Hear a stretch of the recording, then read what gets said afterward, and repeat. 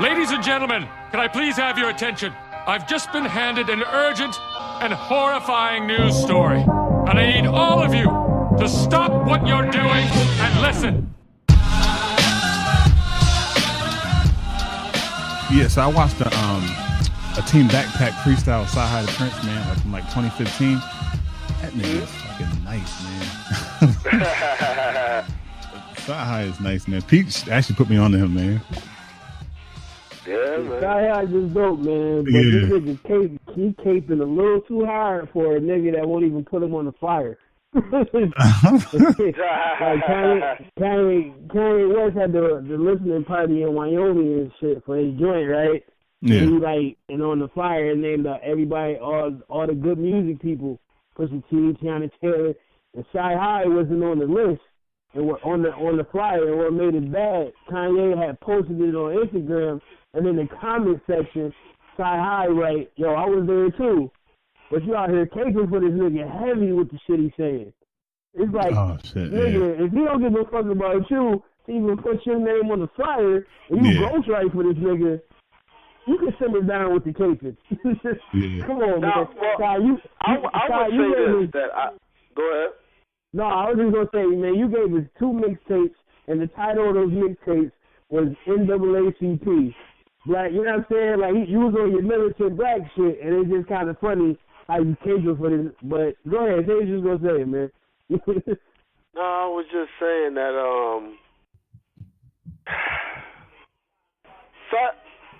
Kanye, because for Sci-Hi, he should already automatically be fired more than he is, though. But I think Kanye gave him an opportunity, so I don't think he wants to waste it. Yeah. I get it to an extent. I don't, you know what I mean? Certain shit I'm not going to defend. That's just me. But I don't know. I'll get into it a little bit later, though, man. But there is a certain sacrifice.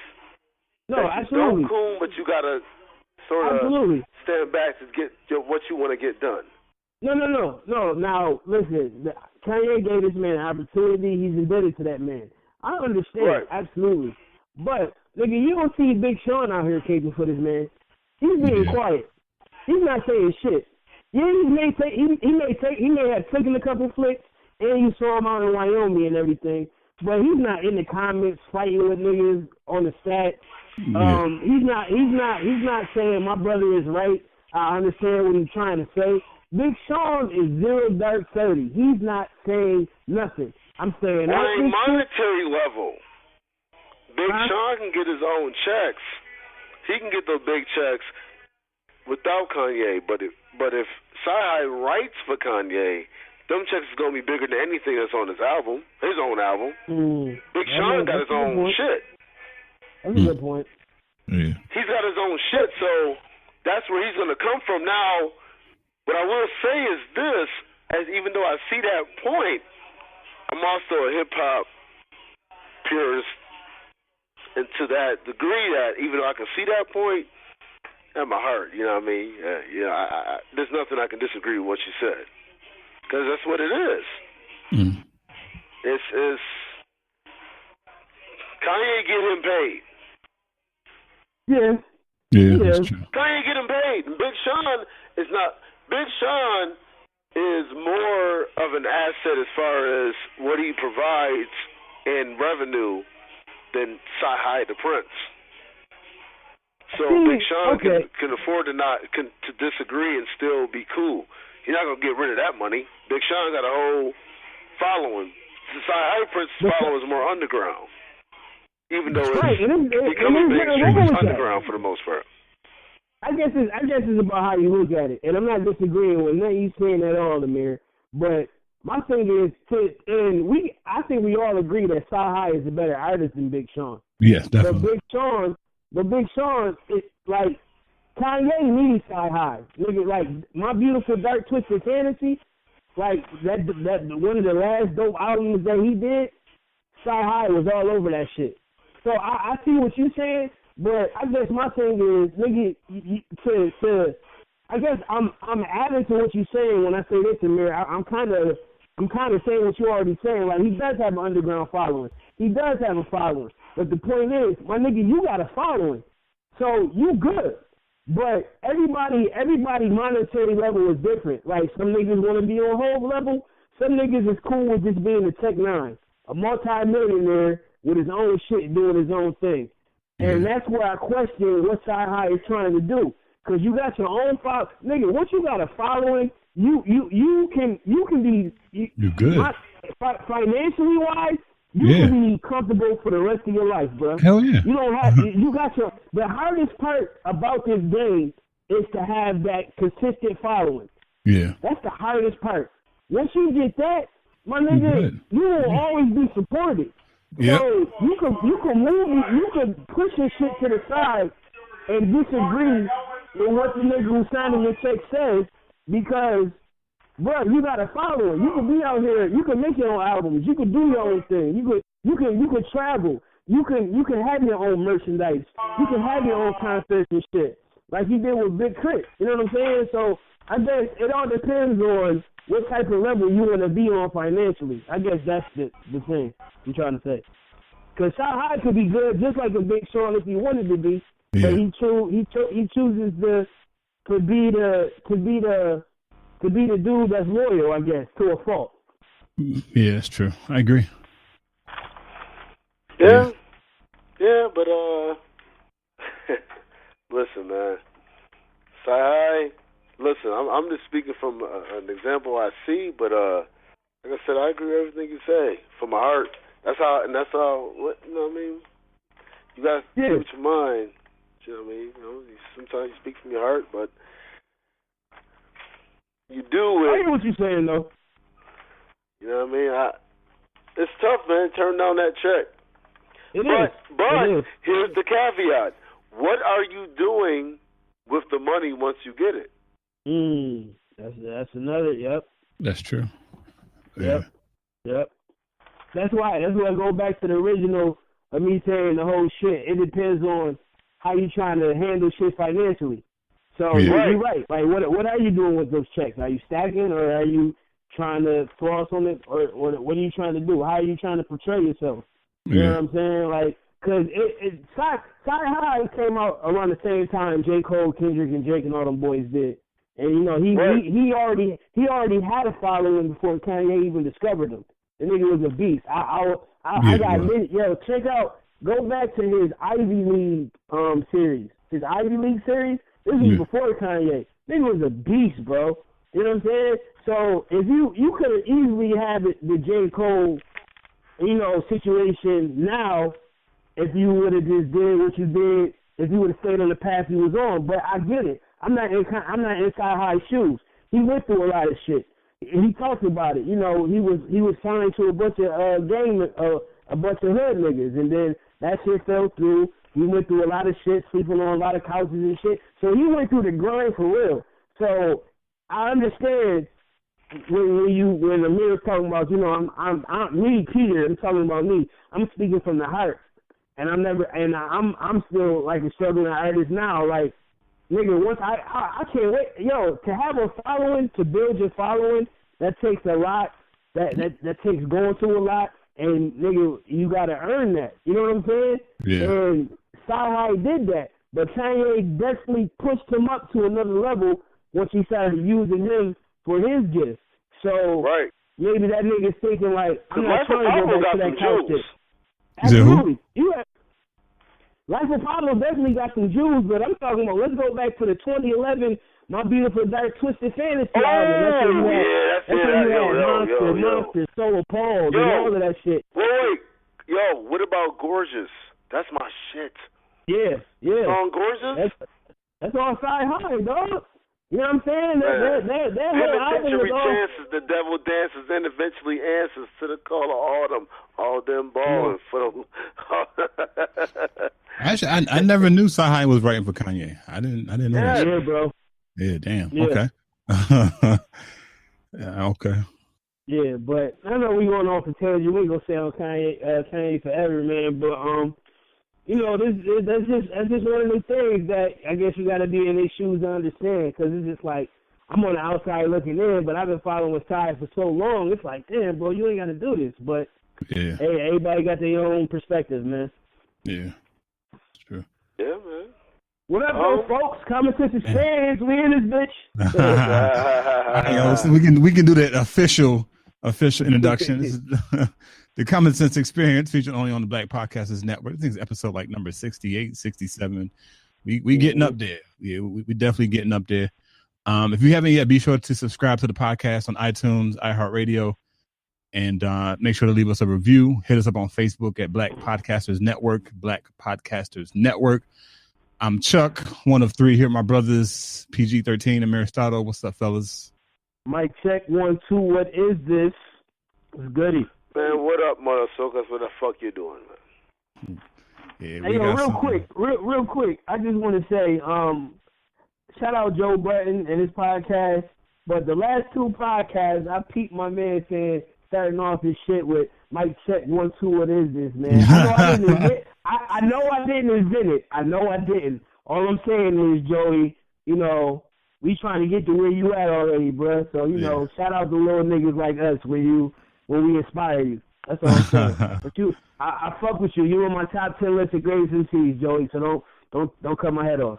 Shout out to Joe Button. But I peeped the last 2 podcasts, bro. Mic check 1 2. What is this? Interesting. Fucking interesting. Yeah. But I'm confident. Like our podcast has definitely hit some ears of some famous people. Like at least 1 or 2. Like I'm confident of that. Like I'm not even, because you know our shit goes up, it uploads to YouTube and all types of shit. So and iTunes, we got like 68 episodes. So I'm pretty sure an episode had came across some ears before. So nigga, we are called a Black Podcasters Network, and we've been running for 2 years. I'm pretty sure the president is listening to us. Shit. Yeah, at least we on the radar, right? Fuck yeah. Yeah.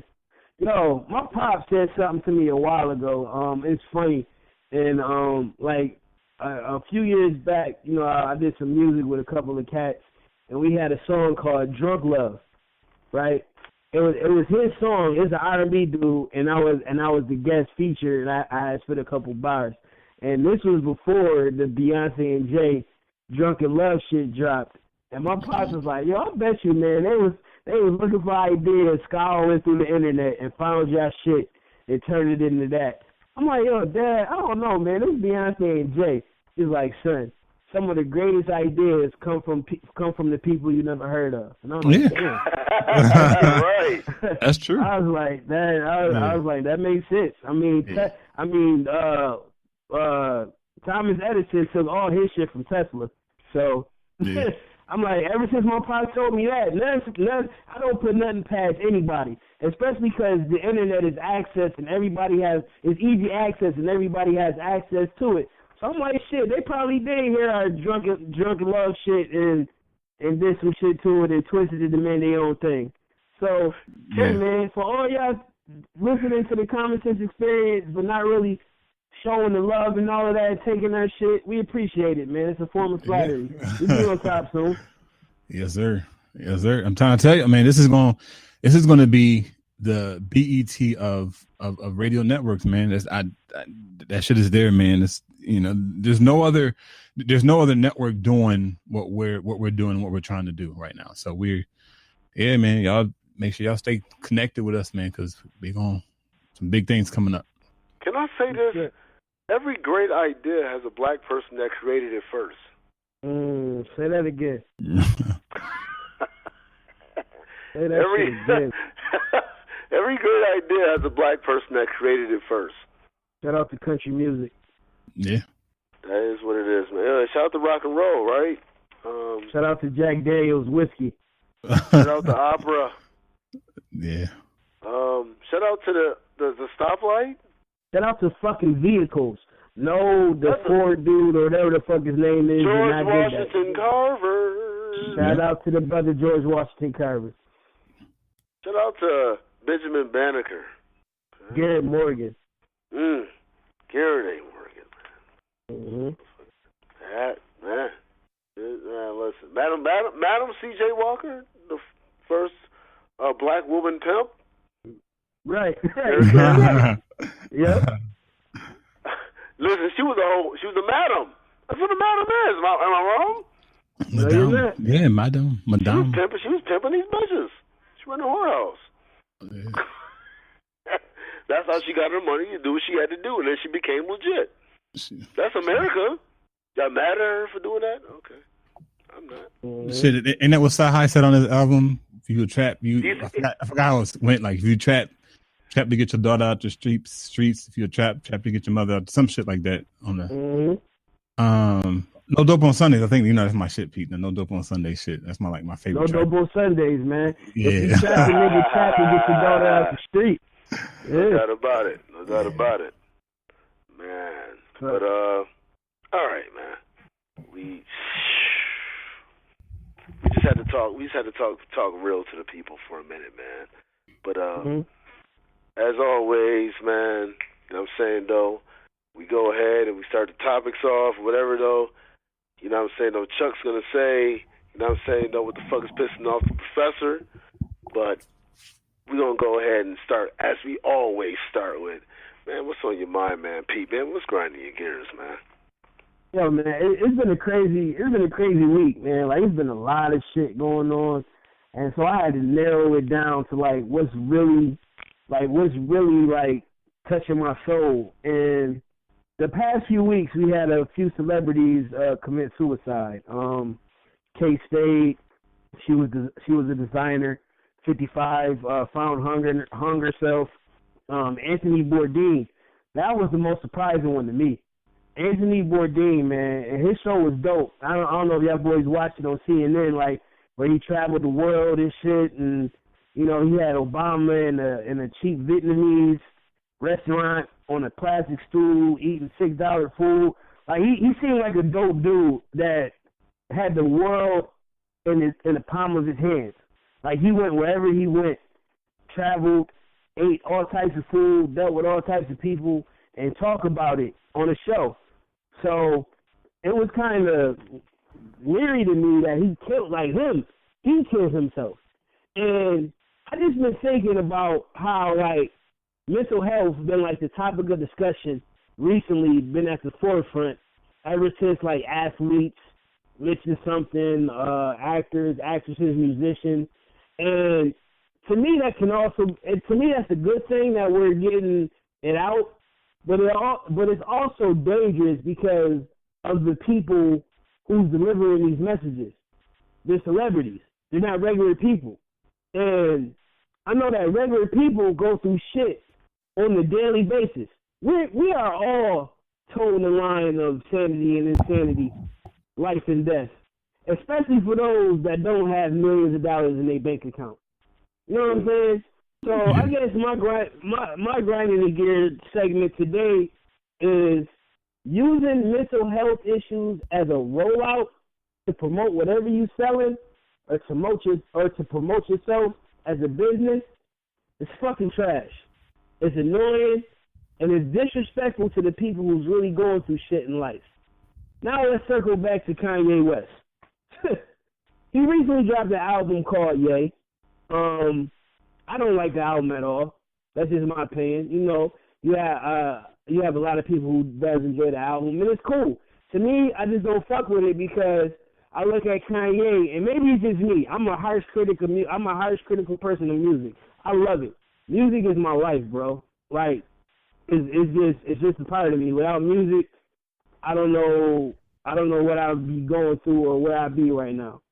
And it's just funny how the content of his album, the shit that he's talking about, was all the shit that he was doing before the album dropped. The TMZ situation, the Charlamagne the Guy interview, the slavery was a choice shit. All that was on his album. And then and before the album, you're fine, you're not bipolar, you are a god, you this, that, and the third. And then after the album's dropped, you have an interview with Big Boy, the radio personality Big Boy, and you admit that you were diagnosed as bipolar at 39, and you really do have health issues, and you do need this, and you do need that. And it's fucking ridiculous to me because he has the type of power that can influence people, and he's using his power for his own accord. for his own shit, for his own agenda. And he's, along with the power that he has to have people think differently, he's also being irresponsible and dangerous with this, because motherfuckers really go through mental health issues every day. It's a problem, especially in the black community, because we sweep it under the rug. We're not supposed to talk about our issues. We're supposed to just get up. We're supposed to just face adversity and look at it like, fuck it, we're going to do what we do and come out strong anyway. And that's so not are the you case. saying if you're not black in America, what are you complaining about? No, I'm not saying that. I'm not saying that. Oh, that might just be me. Okay, fair enough. Yeah, no. Like, I know all races and genders go through shit. I know, but black people, specifically black people, nigga, you pretty much born with PTSD, bruh. We have to. Black folks have to rationalize irrational shit. Let me repeat that. Black you folks are have to carrying a last name of your slave master. Yeah, black folks have to rationalize irrational shit. Subconsciously, that fucks you up. Yeah, we have to rationalize people. We have to rationalize a group of people who are supposed to protect us, but turns around and kills us anyway. We have to rationalize that shit. Like, nigga, no other race have to rationalize why a cop who is supposed to protect and serve is killing a 12-year-old for no reason, or has a 10-year-old boy cuffed on camera. He's so scared that he's pissing his pants because he's cuffed and scared of the people that's supposed to protect him. Like, we have to rationalize that shit.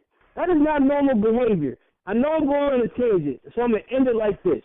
Using mental health issues as a rollout for your own personal agenda is fucked up and it's irresponsible. And we live in dangerous times where now mental health seems to be the new scapegoat to do whatever the fuck you want. And it's not cool. Go ahead, brother. Yeah, I agree. You know, in my you know, without getting too personal in my current situation, you know, somebody that I know close, you know, a young 15-year-old girl, has daddy issues. You know, I mean, we don't know if that's the core of it, but ultimately it's starting to trickle over into other areas of life, like, for example, school. And I was having a conversation like, yeah, well, we can't, like, getting up and going to school and doing your work, we can't, like, acting out, like, behavior wise and all that. I understand that, but, you know, we can't always tie mental health issues, as you said, Pete, into an excuse of lacking in other areas of life. Right. I mean, we all, as you said, Pete, we all suffer. We're all on the borderline between sanity and insanity. Like, we're right. Like, it's a thin line between sanity and insanity. And for black people, unfortunately, we're more towards the line of insanity. Right. Right. And that's what, and I know I say it all the time, but Dr. Amos Wilson said, like, in order to live in this society, you have to be out of your mind. Like, you can't, as a black person, you can't be 100% sane, regardless of what level of success you find yourself on. Like, whether you drive in a fucking Bentley and you live in a mansion, you're still a nigga with a coupe, right? I mean, we can't. There's nothing we can't. You can't really escape that. So there's just different levels of. It's like different levels of. Huh? I said it all falls down. Yeah. So, you know, it's yeah, man, I don't know. It's one of those things where, and Dr. Joy DeGruy, I think it's Degruy, she wrote a book called Post-Traumatic Slave Syndrome. Right? She has a lot of shit on YouTube, very powerful sister. And she talks about how us today, black Americans today, are still impacted by slavery. All of that shit legally ended, 200 years ago? Legally? Right? But, you know, that's a whole nother conversation. Whole nother conversation, man. All right, so listen, man. We didn't went into that though, and y'all both are correct, man. Mental health, it's a fucked up thing. Listen, I'm just going with my motto. I'm just gonna say this, man.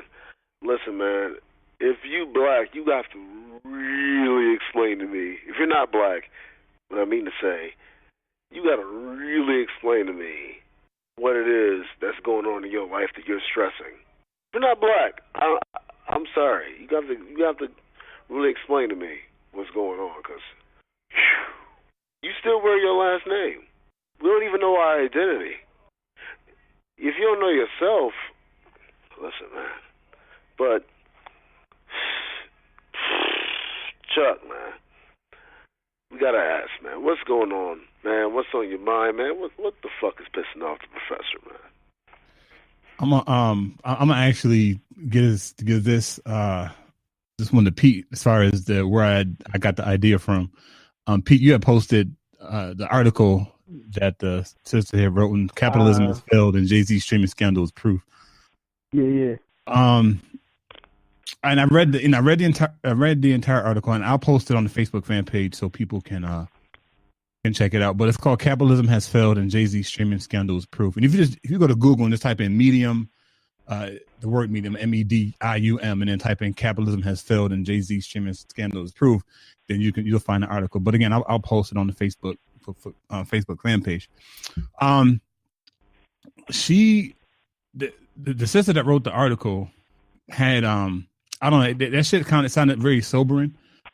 The depressing article, to say the least.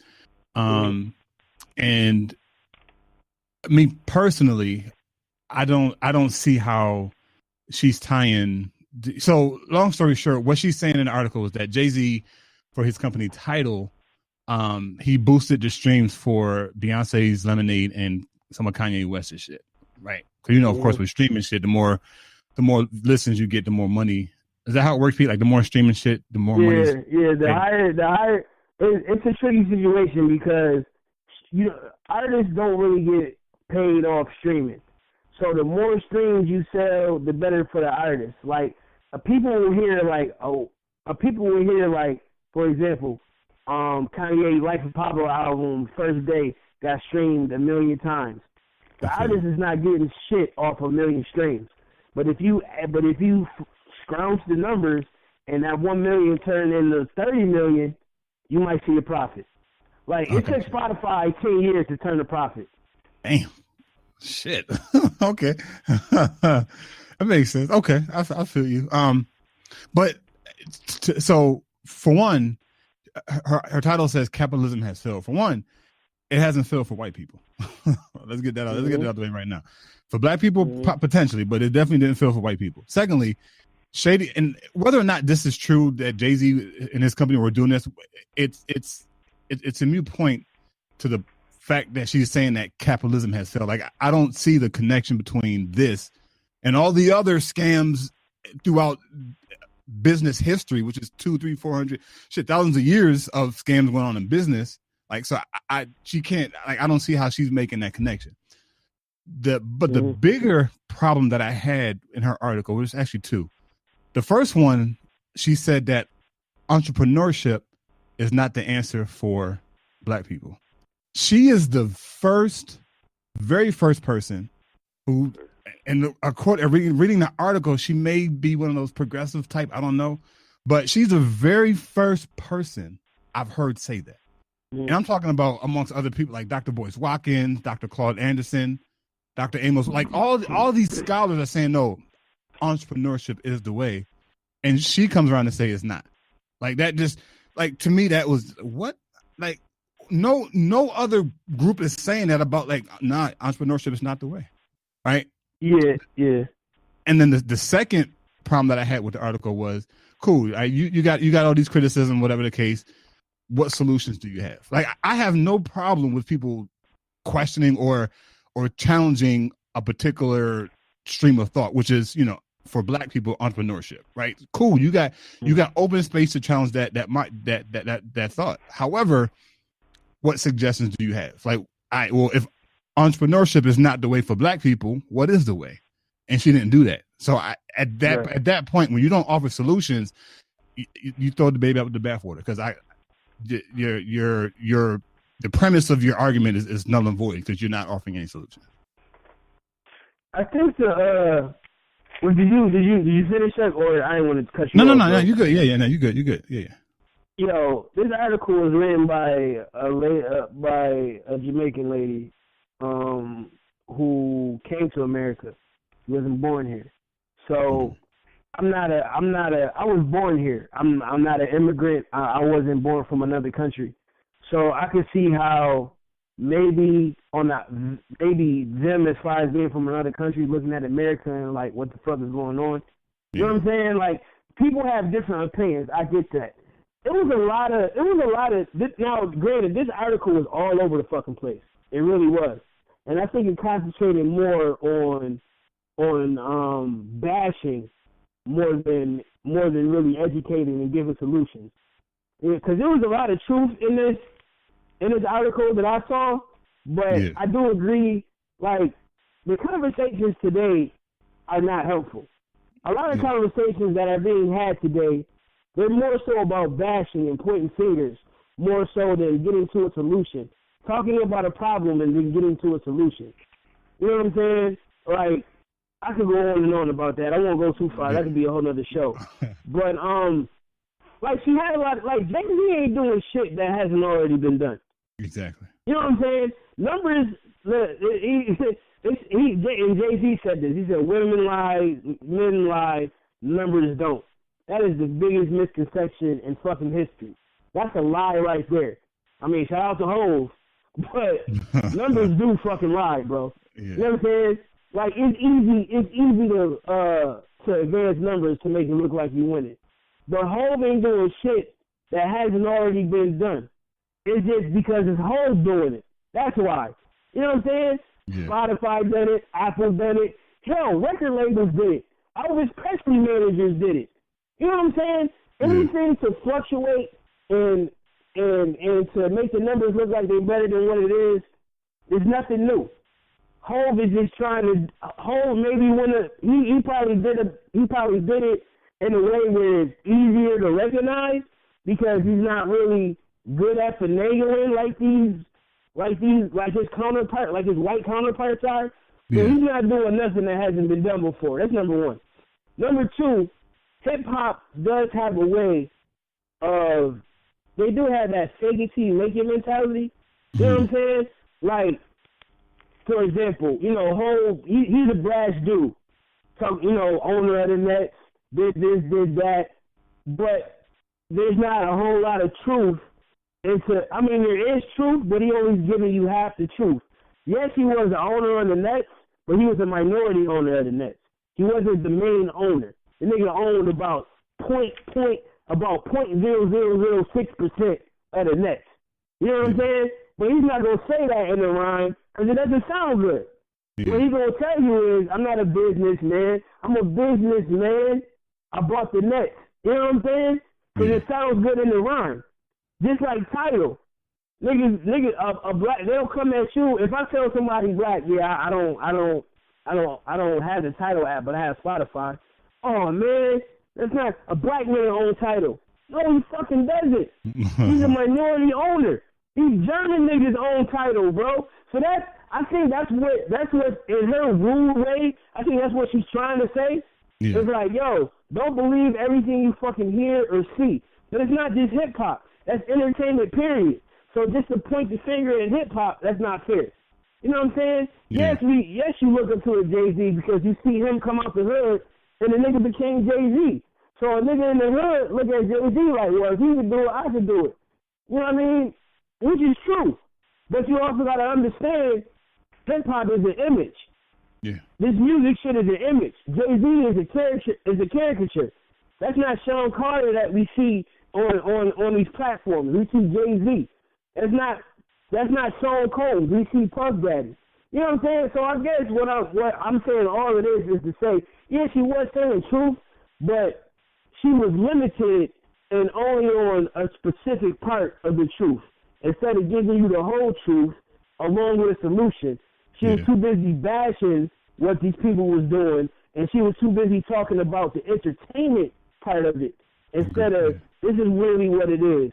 And if you really want to go out and get something, you got to work hard. Like, just as much as Jay-Z is in the forefront, you can also be a producer. You can be a ghostwriter. You can be a videographer. And capitalism is not dead. The white people have been killing it for years. Niggas just don't know how to do it right. Because while Hov is saying, yes, he is the owner of the Brooklyn Nets, he's not telling you the percentage that he owns. So it's kind of hard to see what's really going on, so to speak. So, I don't know, man. It comes to part. I know Amir want to step in. It comes to a point where what is the point of these conversations?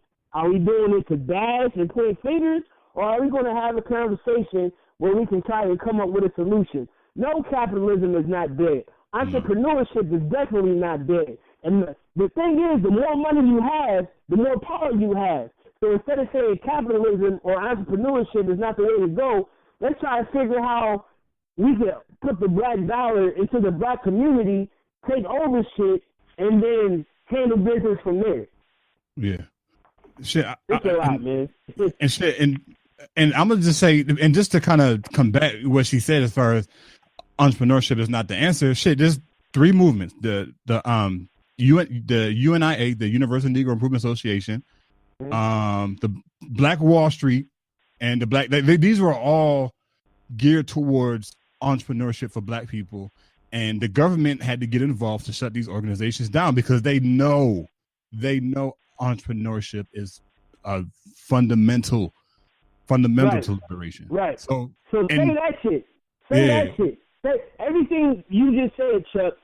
That's why this article is dangerous, because they didn't say none of that. It's not the fact that black entrepreneurship didn't work.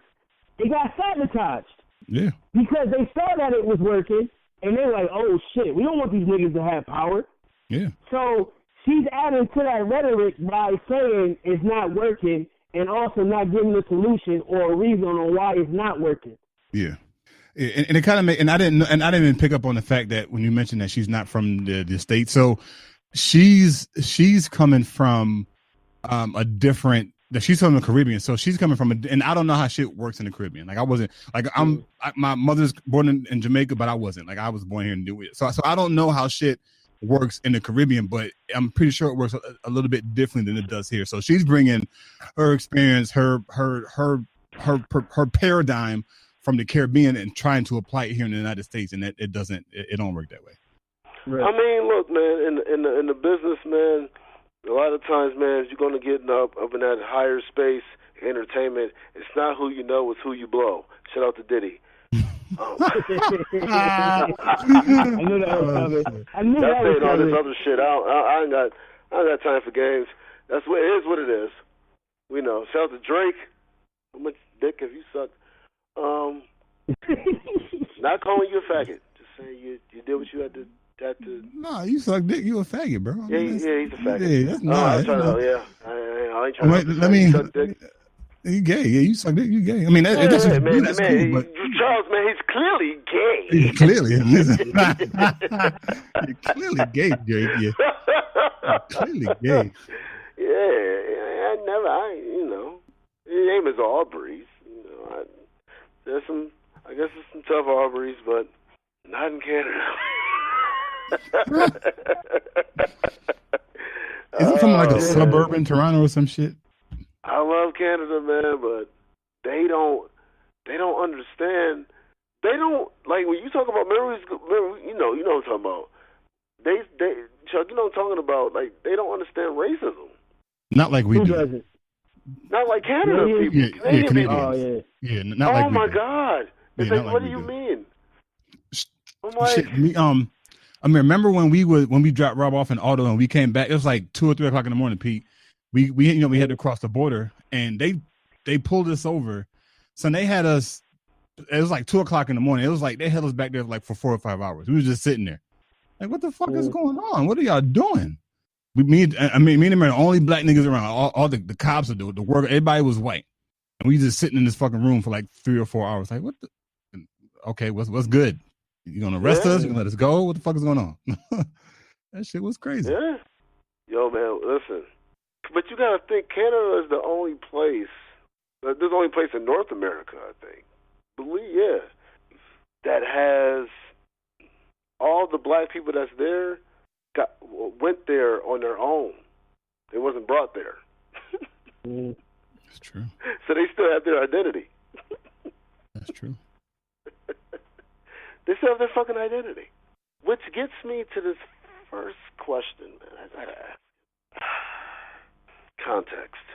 We talked about it before, but it just, a lot of shit just brought it on my heart to say and to ask you all your opinion about. What do you think about context? Is it a lost art? Charles, I'm going to start with you, Pete, man. After that, I'm going to go ahead and Chuck says 2 cents after that. It definitely is, man. You know, especially when we have like these type of conversations. You know, I'll use the police shootings, for example, right? People always throw out that whole, you know, content versus context thing. You know, we don't know the whole story, right? We don't know the fucking story. And I don't know, man. It's one of those things where we can't apply principles from one situation into another situation without the proper context, right? And I mean, like, it's like if you're out and about and you see somebody just going off, right? You just see them just going off, right? We see the content of the situation. We see that, look, this person is fucking pissed. They're fucking cussing this person out. However, we don't have the context. Like, we don't know what transpired. Like, we don't know what got them mad. And I think it's a lot bigger than what happens that particular, because a lot of the shit triggers that we have come from like past shit that happened. Right. So we're talking about years and years of shit. Like, for example, when I talk about my stepfather passing away and me finding them dead, like that shit, like that's just still bothers. As a matter of fact, I have an appointment this next week coming up to see a therapist. You know, wow. I'm like, yeah, I took that. And black therapist?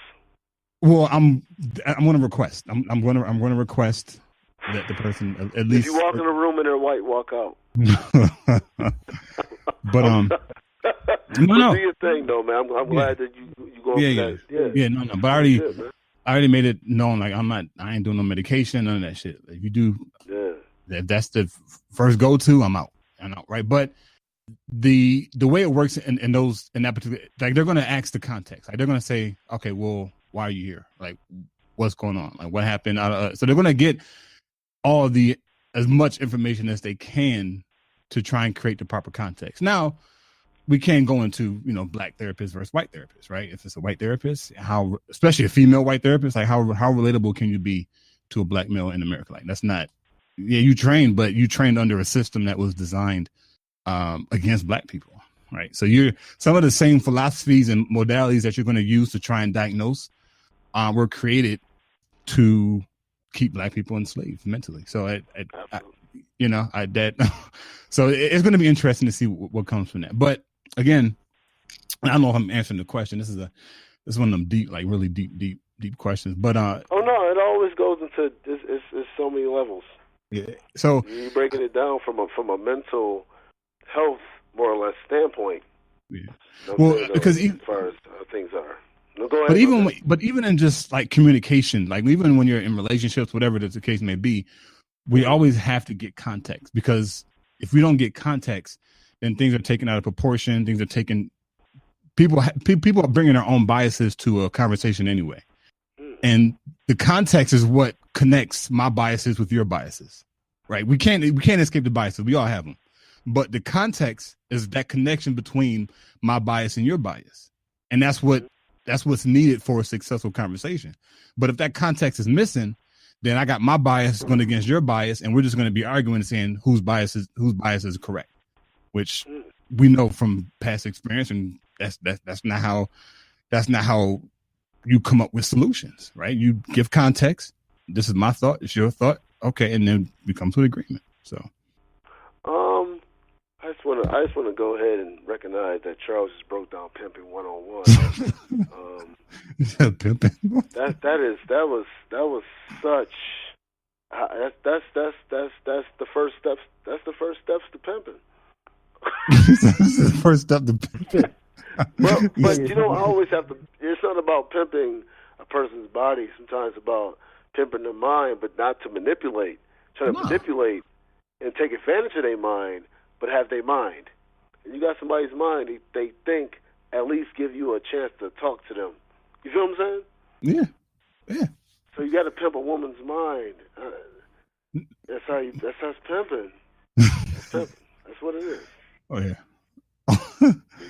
You gotta be able to, go be able to do what you gotta do, man. That's all right, Chuck.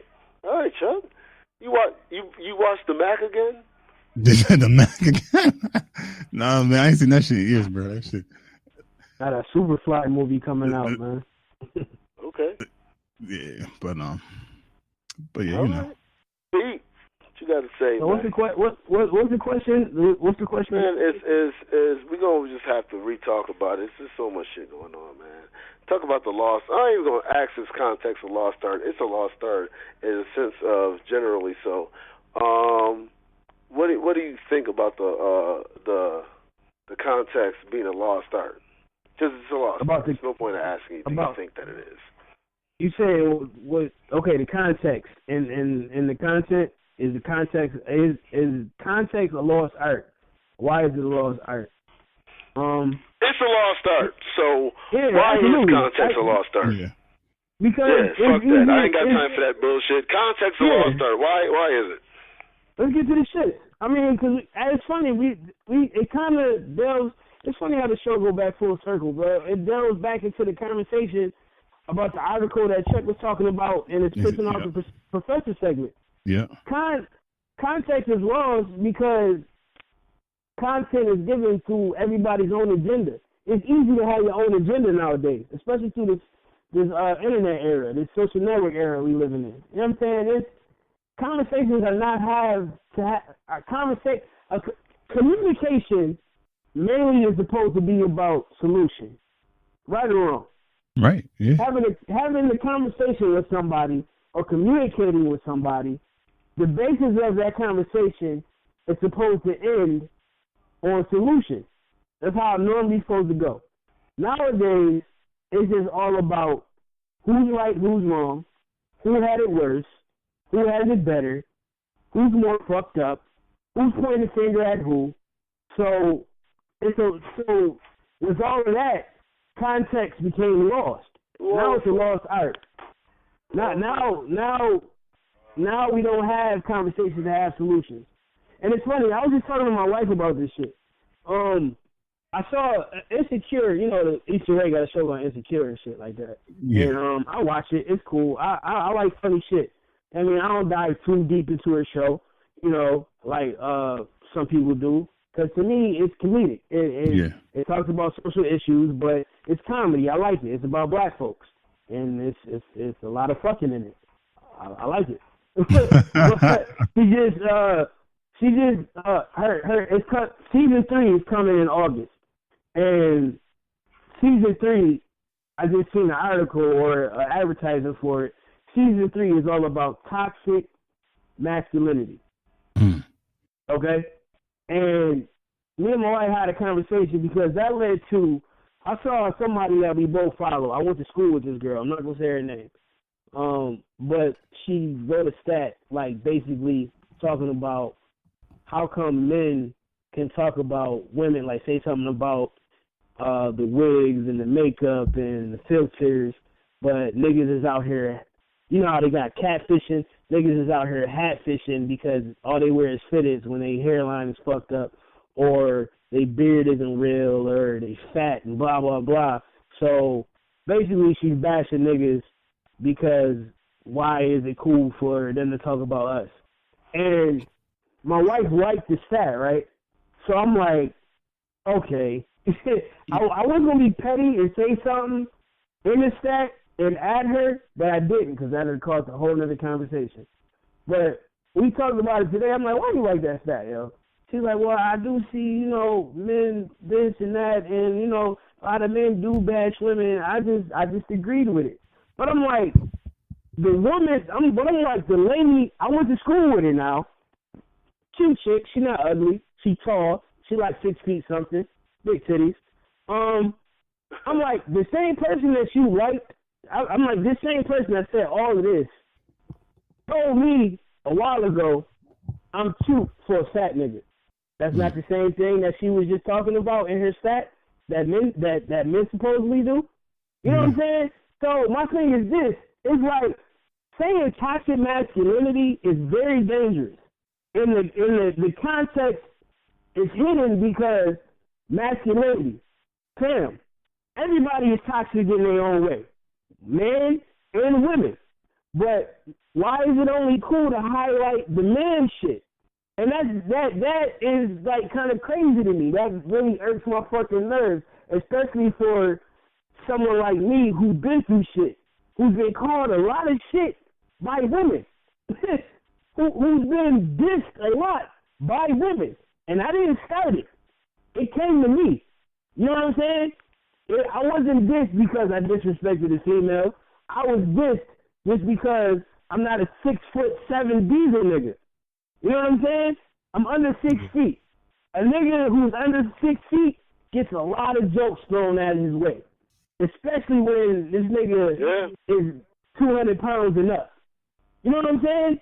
So my thing is, if we're going to have a fucking conversation, let's have a fucking conversation to have a solution. It's easy to go on Facebook to voice your problems.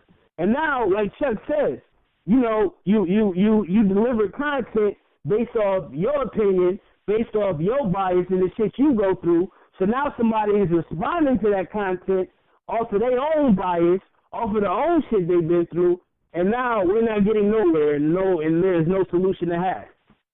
Yeah. So now the context is out the fucking window. And that is what we're living in today, gentlemen. Why? Yeah. I have no clue. I guess it's because it's easier to voice your opinion and shit, and it's easier to voice how you feel than ever before, which is okay. I mean, I did some shit a while back, but as I got older, I learned and realized voicing your opinion and talking about the shit you go through on Facebook or Instagram is not always the smartest idea, not always the smartest thing to do, because no solution will come to that that's helpful. Yeah. But other people haven't realized that yet. So everybody, I guess to answer your question in a long-ass way, my bad, I've been long-winded today, y'all. I just couldn't wait to have this show to get some shit off my chest because y'all hitting everything that niggas have been through within the past week.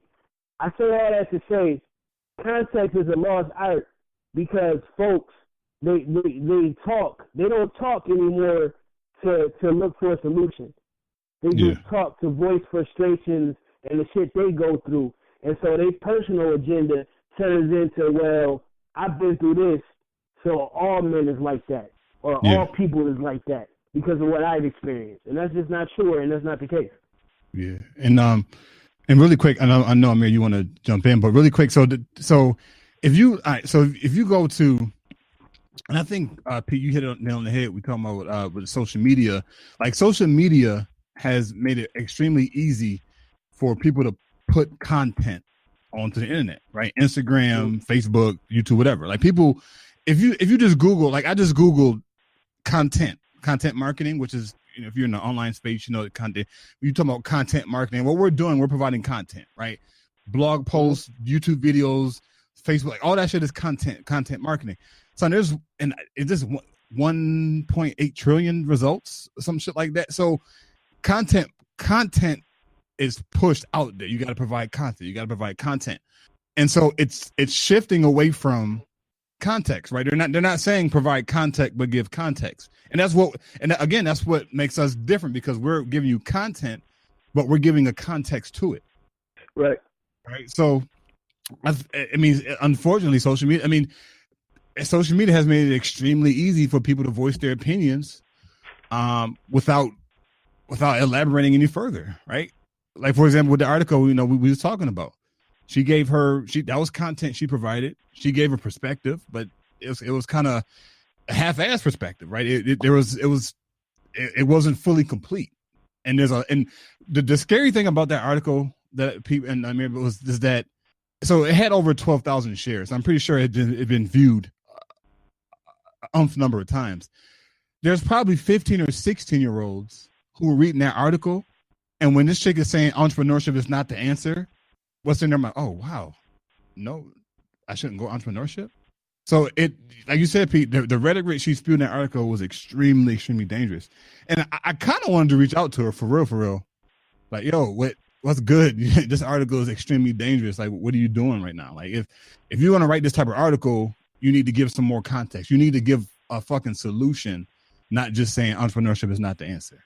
And give some bogus ass reason that, well, the NAACP, really? That's where she fucked up. Who the fuck looked to the NAACP? They ain't been for black people since W.D. Du Bois. And I'm questioning if they were for black people back then. All right, so I'm gonna stop because we can. Can context be that? Remember when context meant that if a chick invites you up to a room, that means shit was going down, right? Remember? That's what it meant. Come to the dorm, come to the room, the apartment, this and that. She invites you there. That means, oh shit, yeah, I'm about to smash. We've lost context. We've lost context on what we consider great and what we don't. Context, though, the whole thing about context, man, is that what we have done is that we've made a soundbite become the whole story. Or just a small piece of an article become the whole story. Yeah. And so that's what we have allowed. Like, there's people that talk through memes and emojis. Yeah. How the fuck are we having a grown person conversation and you're using all emojis? And I'm supposed to understand these emojis? And I'm not talking about the 15, 20-year-olds. There are 30, 40, 50-year-old women that are doing this shit to keep up with them. And guess what the dudes do? Shit, if he ain't with that, then he lame. No, you're lame for selling us out. That's real, man. Not if bitches think we all supposed to be that. Yeah. You know? It's crazy, man. It's crazy, man. But context is definitely lost that. Because people don't want to read. And this is why, and people, I know we'll get to this though, but this is why Black Thought even mentioned that, you know what, we got to put out these 7 album joints right now because they have a low attention span, so you can't do 15, 20 songs, 20 track albums. We can't. Like, we can, but if we're trying to sell, we got to put out also another joint with 5, 6, 7 tracks. Yeah. Even if we do a joint for the older heads, we still got to do the joint so the younger ones can listen. So they can't process more than 10. They probably listen to a 7 album joint. It probably take them a whole year to listen to that joint if they don't concentrate. Yeah. They got too many distractions. But yeah, man, context, man. What you say, man? You know what I mean? It means a lot, though, but understand they're going to try to manipulate you, man. This day and age, though, everything's a snippet. Everything's a fucking snippet. Yeah. You don't even hear the rest of the story, man. So, but, all right, man. Speaking of shit that they're taking away, we're talking about the arts, our community, you know what I'm saying, though, it's, you know, different types of arts, theater, music, all these different things. So, where obviously people are very passionate about the arts. So I just got to ask y'all, man, what methods and ideas do we need to implement the arts to the youth and to our Black community as a whole? What do we need to do outside of it? How do we start? Pete, I'm going to go ahead and start with you then. Chuck, you go ahead, brother. Now you talking about what do we need to do to bring the arts back? Like, how do we implement it outside of the school system? How would you think, what would be a method that you would use, an idea that you would have to implement it, that it could actually be some successful, you know what I'm saying, outside of these public schools? Okay, so remember, I think a few shows back, we talked about how Kanye West was talking about Obama ain't do shit for Chicago, right? But the nigga that helped him write one of his most classic, popular songs that will go down in history, Jesus Walk, Rhymefest. Yes, he owns. Like, first of all, before I even go into that, you said what can we do? In your question, you asked what can we do to implement the arts outside of schools and shit. They don't even have them in schools anymore, bro. Like, so in order for us to even have art a part of our children's lives, we have to do shit outside of the quote unquote curriculum that the state or the government gives us, because they don't give us shit. That's a whole other show. They don't give us nothing but a pipeline to jails. You know what I'm saying? They don't give you your education. So boom, back to what I was talking about with Rhymefest. Rhymefest has a school. Like, he was in charge of the Donda West charity and all of that. But they have a school in the hood that deals strictly with the arts, man. It was I watched. Do you think Kanye West funds him? Not at all. Not at all. You too busy complaining about this shit, nigga. He and I didn't agree with the move, but I'm not in Rhymefest's shoes, and it is what it is. Kim Kardashian tweeted something. When the Drake and Pusha T beef started, Rhymefest tweeted to Drake, because Drake tweeted Pusha T an invoice to Good Music. Like, y'all owe me money because I made y'all hot again when this shit started. So the Drake's team really sent them an invoice saying y'all owe me a certain amount of bread. And Rhymefest tweeted on some petty shit, hey yo, at Drake, can you help us out with the Donda West School because Kanye is not funding us.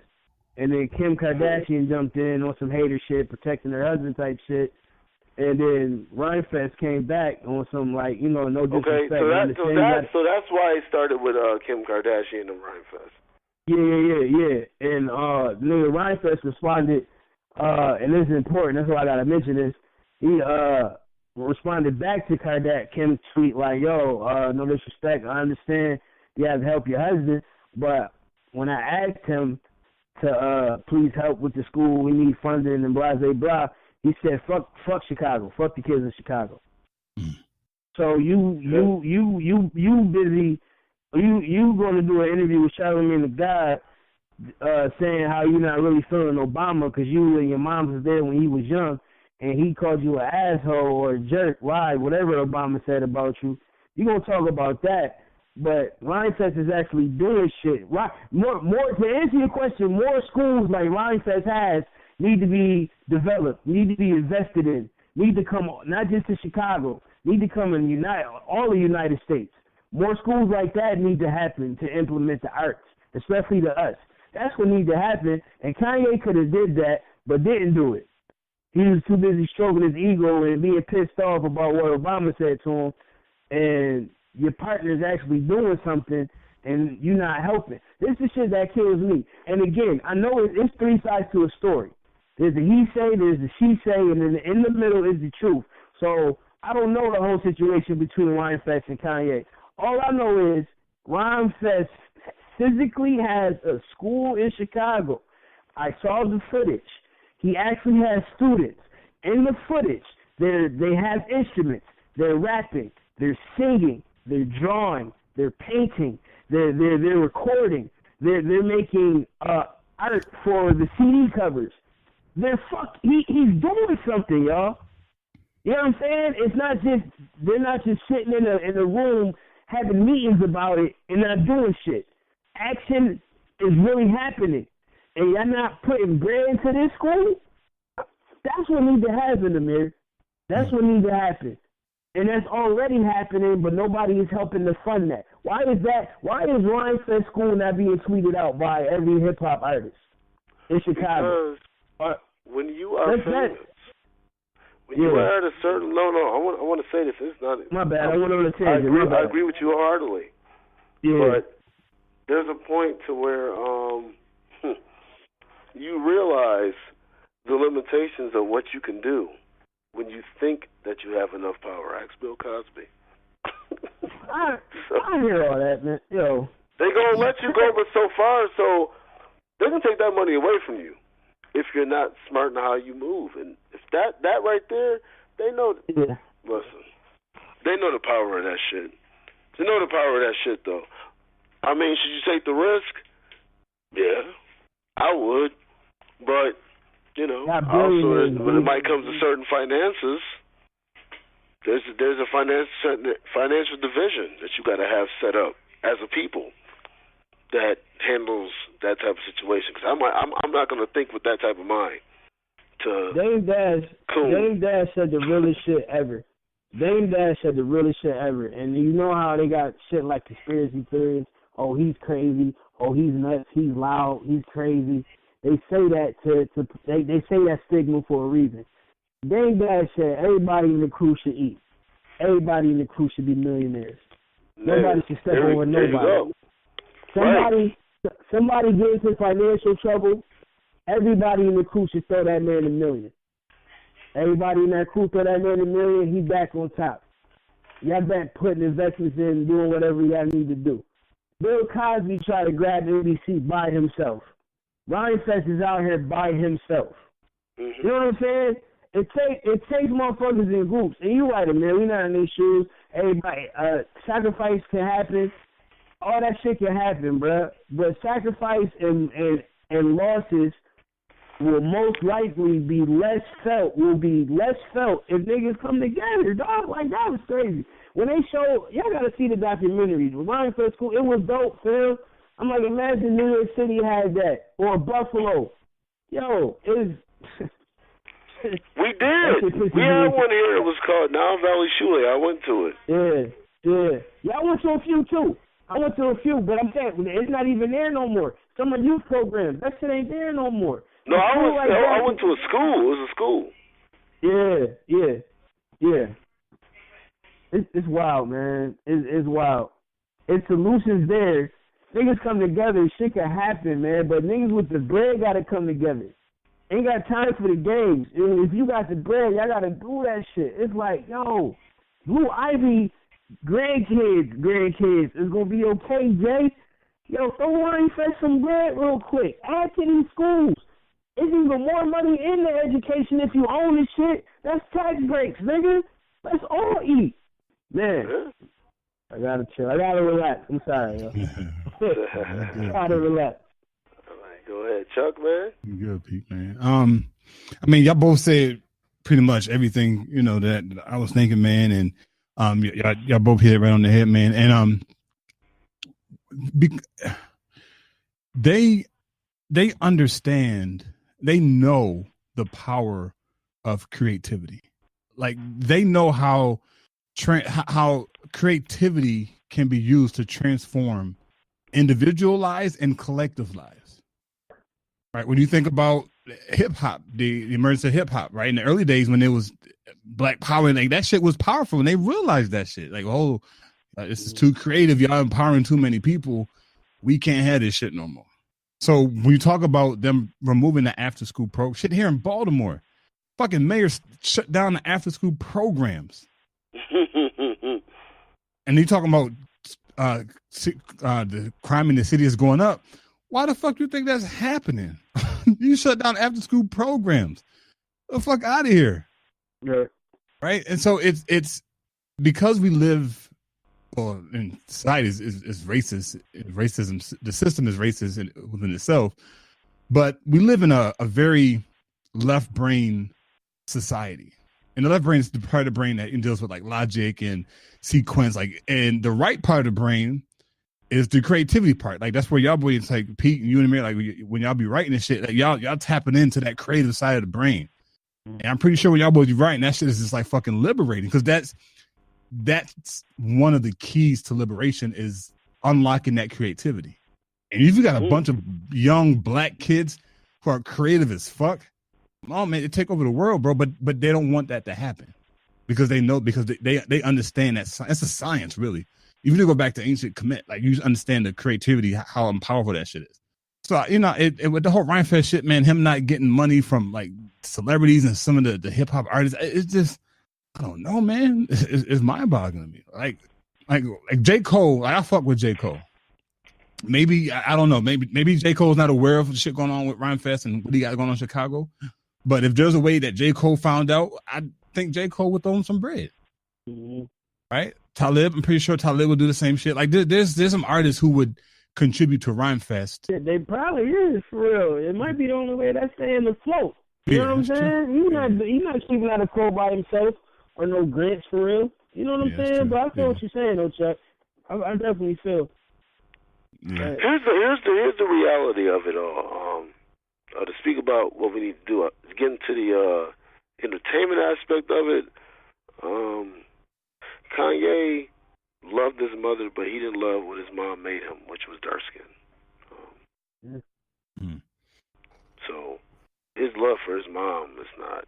It's deep, but it's a lot of shit that he deals with being dark skin. It's a double-edged sword. It's a double-edged sword. It's my mom. It's a double-edged she sword, made me right? dark She made me dark skin. You don't love yourself. Yeah. You know what I mean? It's a form of self-hatred. It is harder. You get to that point, you know what I mean? You have to really, it's a constant reminder of it. I know people that deal with that shit, though, so. Yeah. I've dealt with it growing up. But shit. I'm just getting to the point to where I'm accepting it more. And I never want to be white or light-skinned. It's just you deal with what you have to deal with. It becomes, you know what I mean? It can fuck you up. Yeah. Yeah.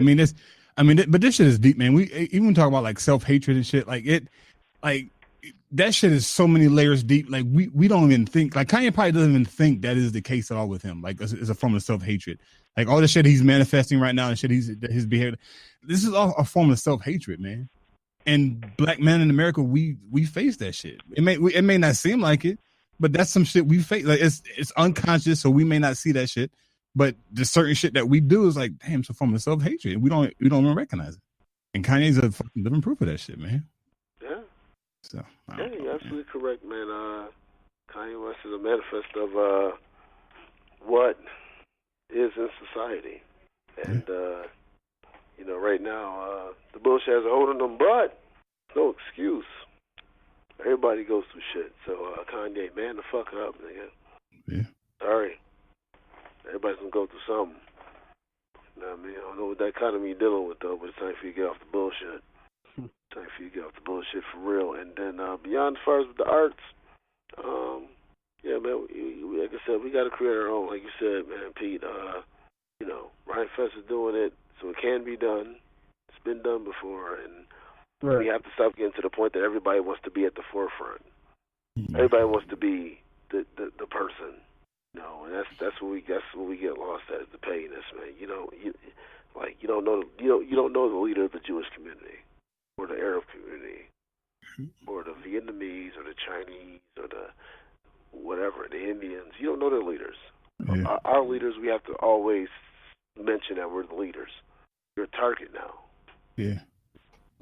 And Pete, you said something earlier too. In the background. Go ahead, Chuck. My bad. No, my bad. Really quick. So Pete, you talking about like collaboration, man. Like when you think about it, especially within the black community, it's like, all right, well, shit, this business A over there, them niggas doing their thing. Let me go ahead and start business B, and try to outperform business A. Whereas in the Jewish community, you ever notice, like you see a gas station on one side of the street and the gas station on the other side of the street? Them niggas, they probably working the fucking together. They're not in competition. A lot of them gas stations are owned by the same fucking people. They got one on one side of the street, one on the other side of the street. But the black mindset is, they got a gas station. Shit, let me go ahead and try and grab their customers. And that's where we falter at, man. And that's how all these other ethnic groups are able to succeed, because they collaborate. That's the biggest. They collab. They're not in competition. That shit on the agenda, bro. Like, nigga, we conditioned. Like I say, man, we conditioned. We still go through that slavery shit, dog. Cause what happens? Y'all do that. Yeah, all right. Liquor A. We set up liquor B so we can do better than liquor A. Liquor A get pissed off, start shooting at liquor B. Liquor B shoot back. Boom, less niggas to deal with. Keep it moving.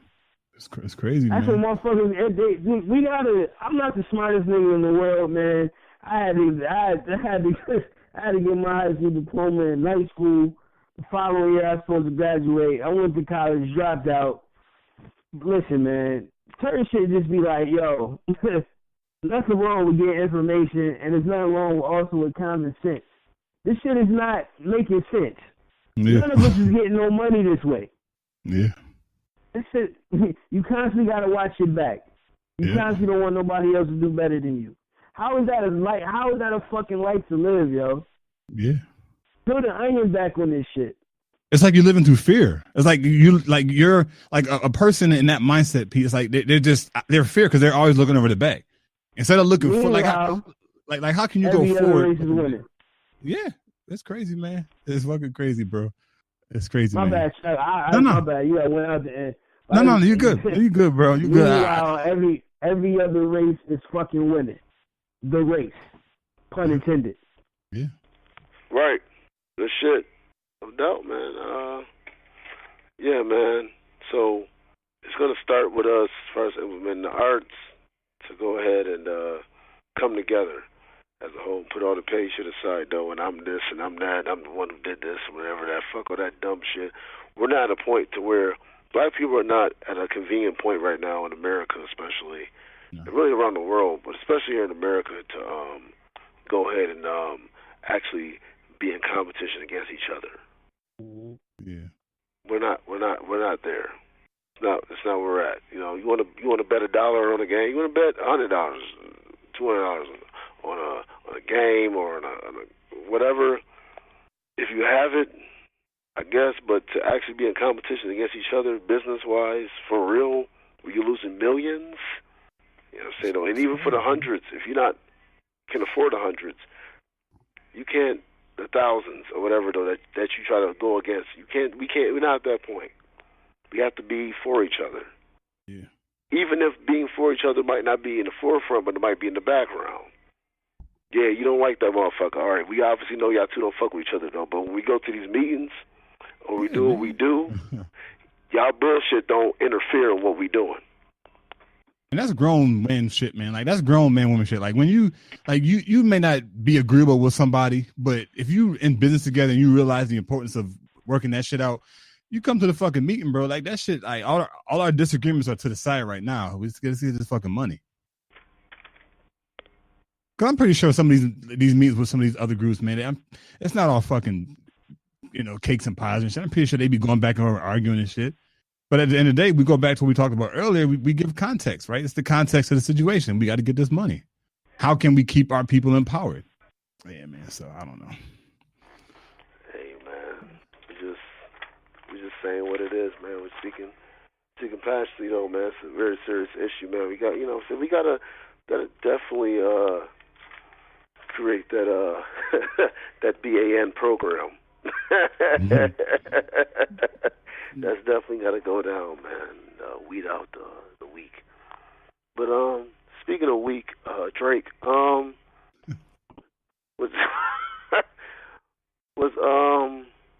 Jay Prince? I don't know.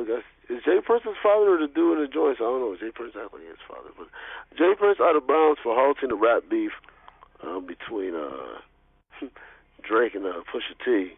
And what makes an OG in your opinion? I'm starting with Chuck. I'm starting with Pete, and then Chuck, you go ahead, and I'm gonna answer after y'all. Absolutely, it was dead wrong, man. Niggas want the bars, man. Niggas want the bars, man. I'm on side of the music. Like, kill me. Everybody got disrespectful, man. Battle is disrespectful. That's just that kill me. Niggas be on. But they want to fuck. They couldn't want them to fuck up the money. I don't know why they getting money, but that's the OG. I ain't gonna go too hard into it. So you know what? Just chill. Pusha T said, "I'm gonna peel this onion layer by layer," and he was gonna start saying shit. He's like, no, he can't say that. Nah, send it. I understand that. I understand it. Don't get it wrong. I understand it. No, I don't agree with it though. Right. Nigga, I want the bars. I knew something else was coming, man. Like I know Drake. I know Push had more coming. So I wanted the bars. But what make an OG is simple, man. Is a person that's been through it and trying to give you gems to prevent you from going through it. You know what I'm saying? It's up to you whether to listen or not, but an OG is a person, and that's what's missing here. That's what's missing in today's time, for real. You know what I mean? So everybody didn't grow up with a father or mother, even if you did. Sometimes getting advice on a different side or a different level or in a different way helps you grow up, and that's what an OG is, man. Like they help you try to avoid the bullshit that life is gonna give to you. They try to give you the gems on how to maneuver and make it and be humble and, you know, just be an all around good person.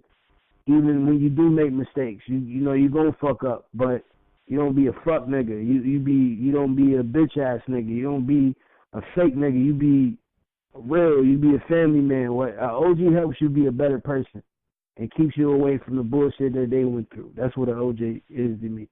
And it's not and they tell you what you don't want to hear. You know what I'm saying? They don't sugarcoat shit. They don't try to be your friend. Okay.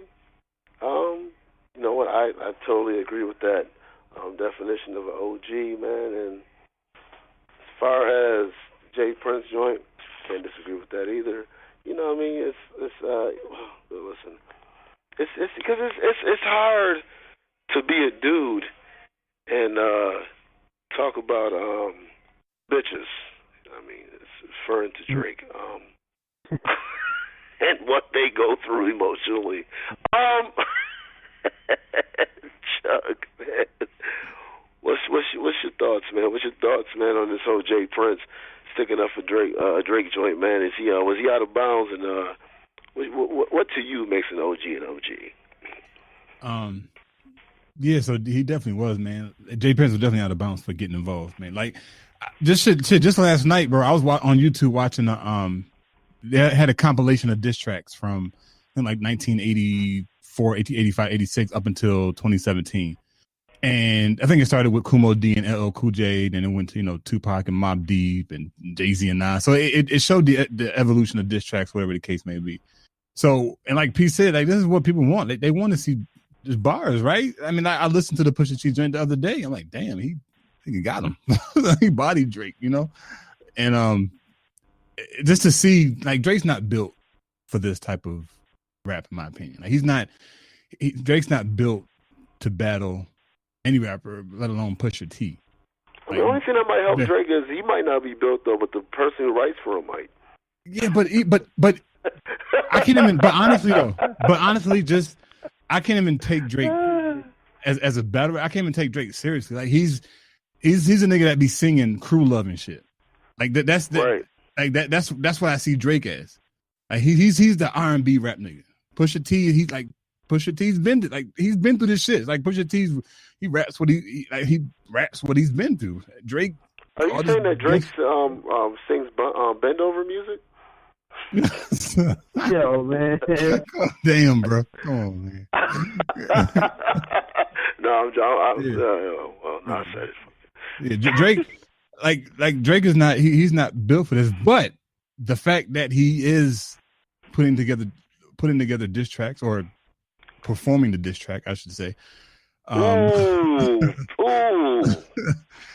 You know, it's entertaining, man. And again, it's been going on since the mid 1980s. So for Jay Prince to get involved, man, it's like, nah, it's chill, man. Let's let them do their thing, man. This is what people want. Man. So, as far as the OG, same thing Pete said, man. Somebody who's, you know, he's been through the shits. They got the experience, they got the scars, and they kick him some real shit to you, trying to prevent you from going down that same path.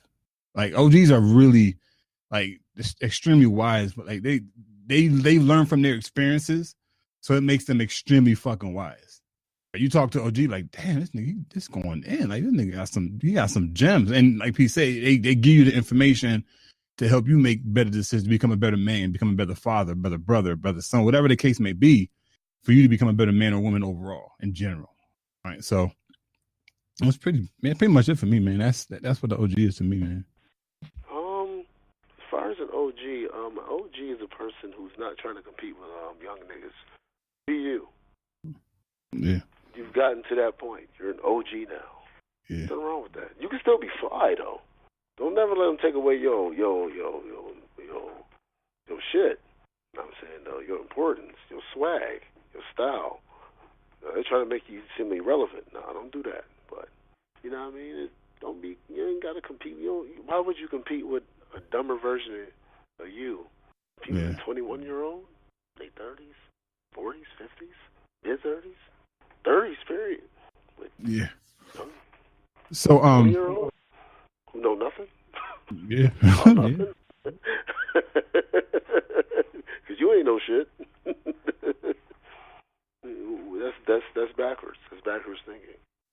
never goes backwards. I don't know. Right? Am I wrong? I don't know. Maybe I'm wrong.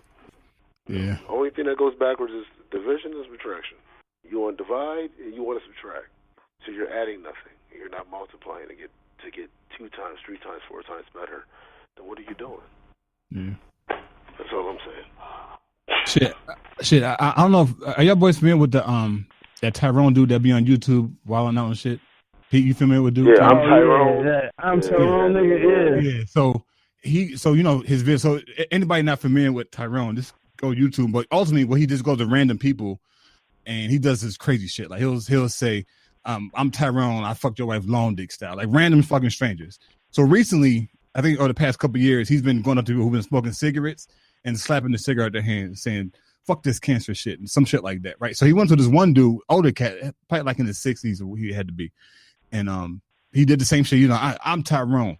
Fuck this Michael Jackson looking motherfucker, and slapped the cigarette in the hand. So the dude was looking at him, and he was like, 20 years ago, that shit would have got you shot. Like he just dropped some gems to Tyrone, because Tyrone probably in his 30s, whatever the case may be. This dude was like in his 60s. He told, look, 20 years ago, that would have got you shot. And of course, his response was, this ain't 20 years ago. But he just told him, like, dog, you keep wilding out, somebody gonna shoot your fucking ass. And I think he did get shot. I don't know I think like 2 or 3 times he got shot when he did that shit to somebody. But that's what the OG does. Like, look, dog, you can't be doing this wilding out. You wilding out. You can't be going to people and slapping the fucking hands, saying this dumb shit. So I just wanted to point that out as far as the giving that guidance, that wisdom shit. Like, bro, chill out. You fucking wilding out right now. This you can't do shit like this and not expect to not get some type of negative consequence. And sure enough, Tyrone, he's been in fights. They cut the video off, but he be doing that shit to some people. They be swinging on him. But you're doing too much with that shit, bro. Way too much. Fame, attention is a hell of a drug, man. Yeah. Yeah, man. Niggas will do whatever for them views on YouTube. Especially them white, the white boys that be going in the hood and shit and be doing that dumb shit. Oh man, yeah. They be getting fucked up, bro. Like, come on, man. For views on YouTube? Is that worth you that hungry for attention? Come on, you could die. Like the one dude, like one white boy, he went up behind the dude to pull his pants up. The nigga dropped a pistol. Pistol fell out the dude's pants. Nigga picked the gun up and the white dude started running. Like, I'm just chilling. It's a joke.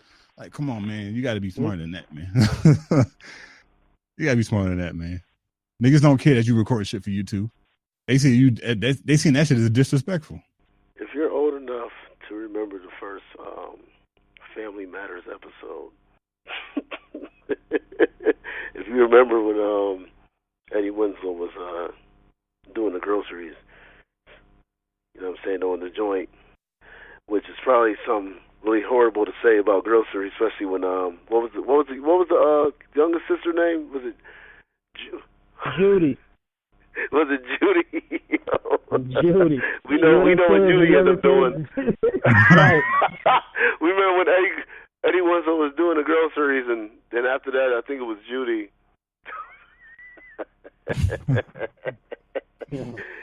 Yo. How do you... All right, man, I gotta ask. Fuck this, man. Before I get into it, I'm about to talk about, man, what chick that y'all would fucking entertain with, that y'all would be surprised that y'all would fuck. But I gotta ask y'all this, though, man. How the fuck do you go ahead and eliminate a whole child? What you mean? Eliminate. How do you eliminate a whole child in the series? Oh, shit. Okay, I thought you was about abortion. Like, what the fuck? All right. I don't know, man. And they did it on the low too, like she was. Listen, for the women out there that listen, no, I'm not gonna go there.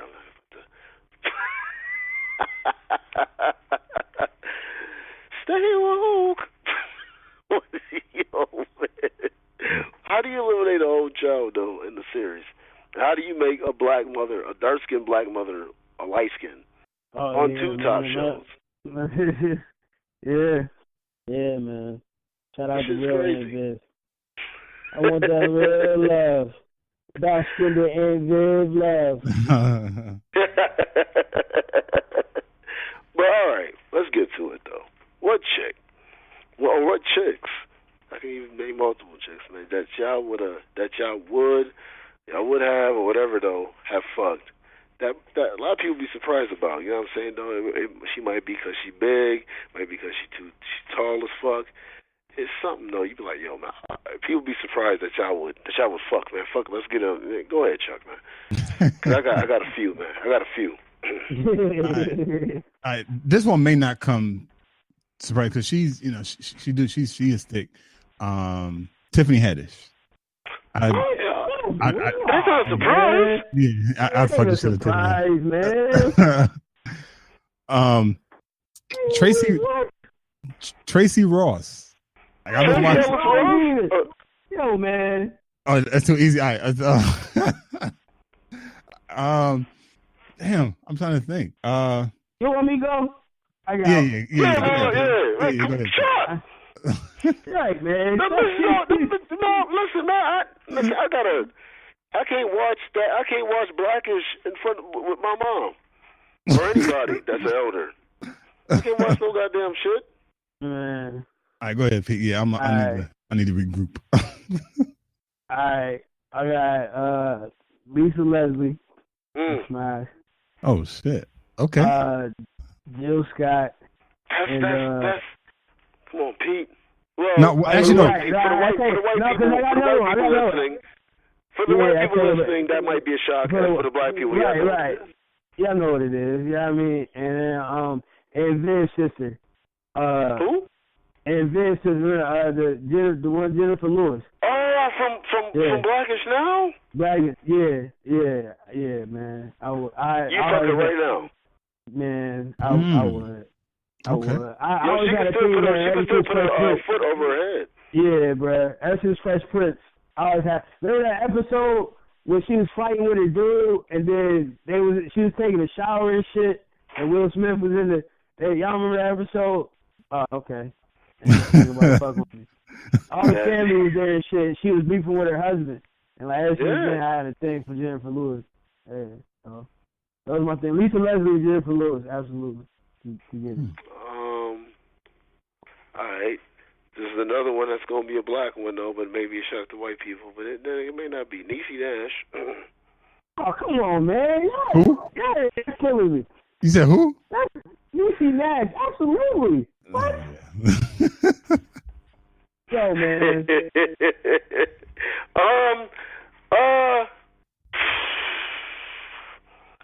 There's a few. I'm trying to think of her name. She played Queen. She played the Queen Elizabeth.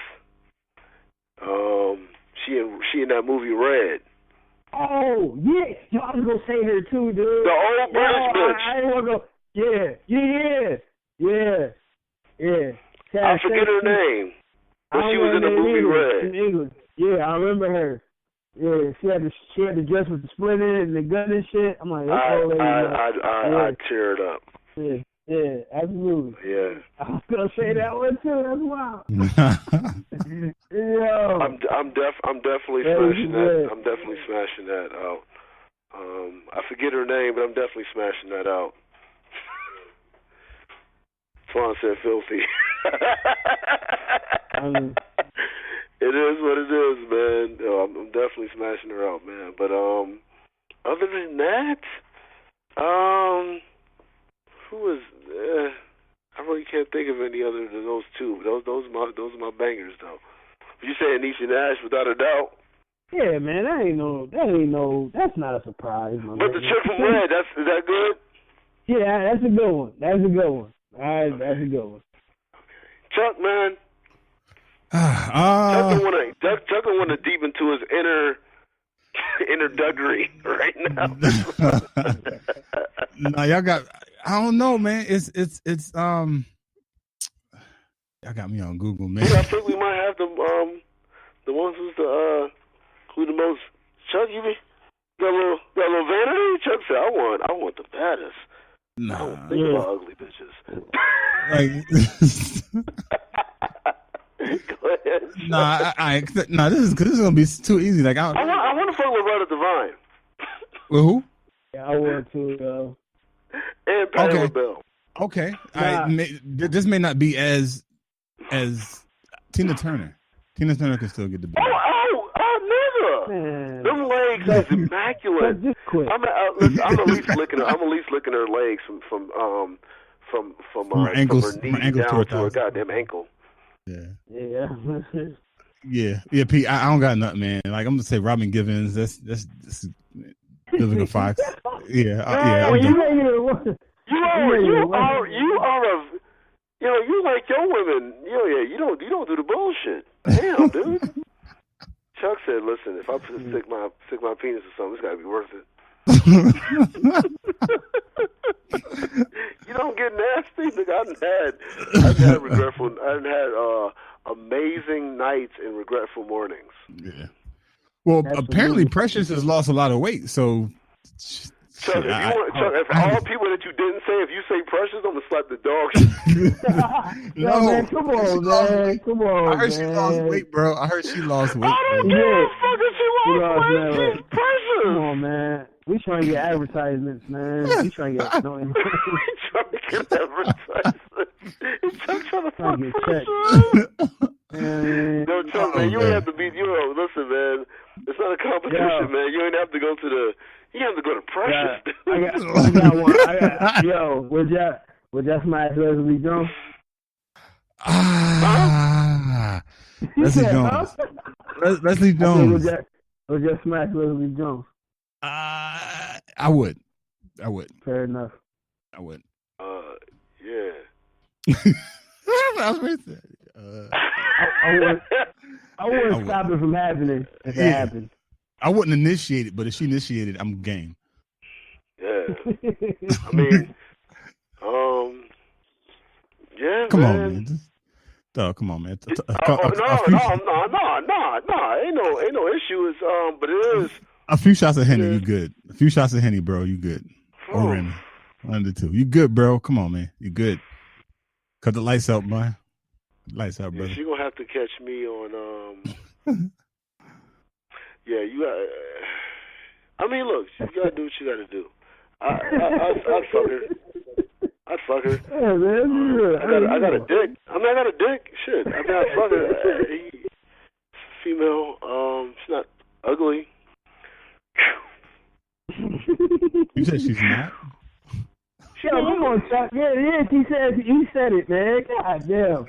Yo, what's the next topic, man? Yo, Chuck a fool, man. It's fucking good. But come on, man.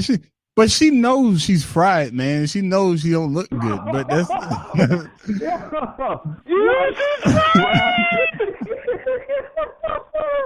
Yo, come on, man. Yo. No, but she cool people though.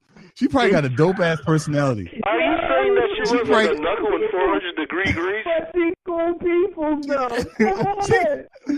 But she probably cool as shit though, bro. Like, come on, Pete. She probably the dopest motherfucking female. She probably cool as shit. Oh, shit. But the bitch is like Tony Delk. Not Tony. Yo, we got sleepers. Come on, man. Yeah, look, dude. But she knows it. She mentioned that. She said she can't get dudes because she's tall and not that attractive. I mean, look. There's some brothers out there. There's some brothers out there who think she is fine as shit. I'm just not one of them. Yo, man. Yo, bars and poetry. He said bars and poetry next. You got bars and poetry. Pete, you threw the alley-oop, bro, man. You threw the alley-oop, Pete, man. I know he's going like, I mean. Any woman that you are afraid that if you take off her panties, that balls will drop. Nah. I ain't say all that. I might, no. You have to be. No. Listen, no. I can't look at her as a. I don't look at her. I can't look at her. I can't look at. Listen, me. I can't look at her as a woman. I'm not attracted to her in no way, shape, form, fashion. Leslie Jones. That means she got balls, though, bro. Me. That's cool. No, there's women that feel certain ways about us as dudes and say it and get away with it. Listen, Leslie Jones, you're a great person, but listen, you have a very RuPaul-ish persona about you. Nah. All right, bars. Let's go to bars. Huh? Let's go to bars. Bars time. Oh, the Black Trailblazers. No, man, she ain't that You bad. said Zach Trailblazer Shark? I got one for you. Charles, are you said you attracted to Leslie Jones? Hell, fuck no, I ain't attracted to Leslie So Jones. why am I saying something? Because I'm describing it, but you still have the same emotion. You're saying she has balls, man. She don't got no fucking balls. Are you sure? I am not. We all been saying, come on, man. Yo, Trailblazers are the Portland team, and we got them. Oh, man. Go ahead, Pete, man. Go ahead with the Trailblazers, man. Past or present, man. Who you got, Pete? No, Chuck, go ahead. I'm going to answer after y'all. Go ahead, Chuck. All right, so the person I'm about to say, he's known, but what's the credential is not necessarily known because they don't talk about it. Huey Newton, founder of the Black Panther Party.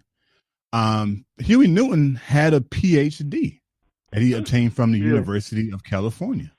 USC, yeah, and they don't talk about that, right? But it was Dr. Huey Newton. He graduated. He got his PhD in 1980.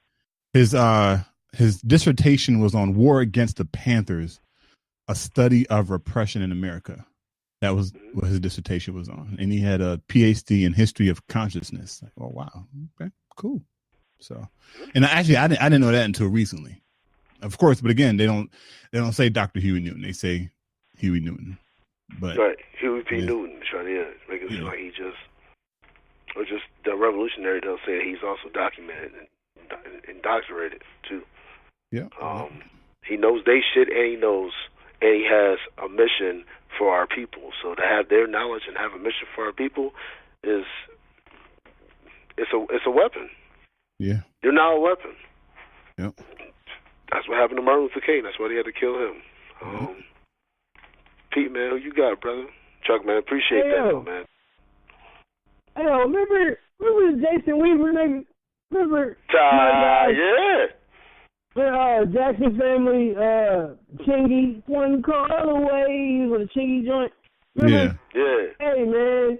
Hey, black people don't get props, man. Hey, this dude sung all of Simba's part in the Lion King movie. He sung all the kids' parts. You talking about Jason Weaver? Yeah. Okay, yeah. Come on, man. Lion King is one of the most great, iconic cartoons of all time, Everybody dog. look left. Everybody look right. Come on, man. Give that man some pipes. Yo, give that man, shout out Jason Weaver, man. But more on a serious note, and of course this was swept under the rug because, hey, everything about black people is swept under the rug. June 6th was the third year anniversary of Khalif Browder killing himself because of a fucked up system that is meant to keep black people down. Because Khalif Browder, for those who don't know, I'll give you some content. He was an innocent young black teenager who was sent to jail for nothing, and he stayed in jail for how long was it? Shit, it was like a couple years, right? A couple years. Yeah, but Pete, 3 years. Yeah. Mention the prison though, not any prison. Sorry, Rikers prison. It was a teenager who was forced to go to Rikers prison, who went to jail for a crime he did not commit. A trial was never set. He sat there waiting for trial, and it never came. So he sat there for no reason, wasn't convicted of nothing. So he could have been out of the jail, but they kept him in there, and he killed himself 3 years ago. So Khalif Browder, man, I just wanted to mention that. Yeah. Yeah, man.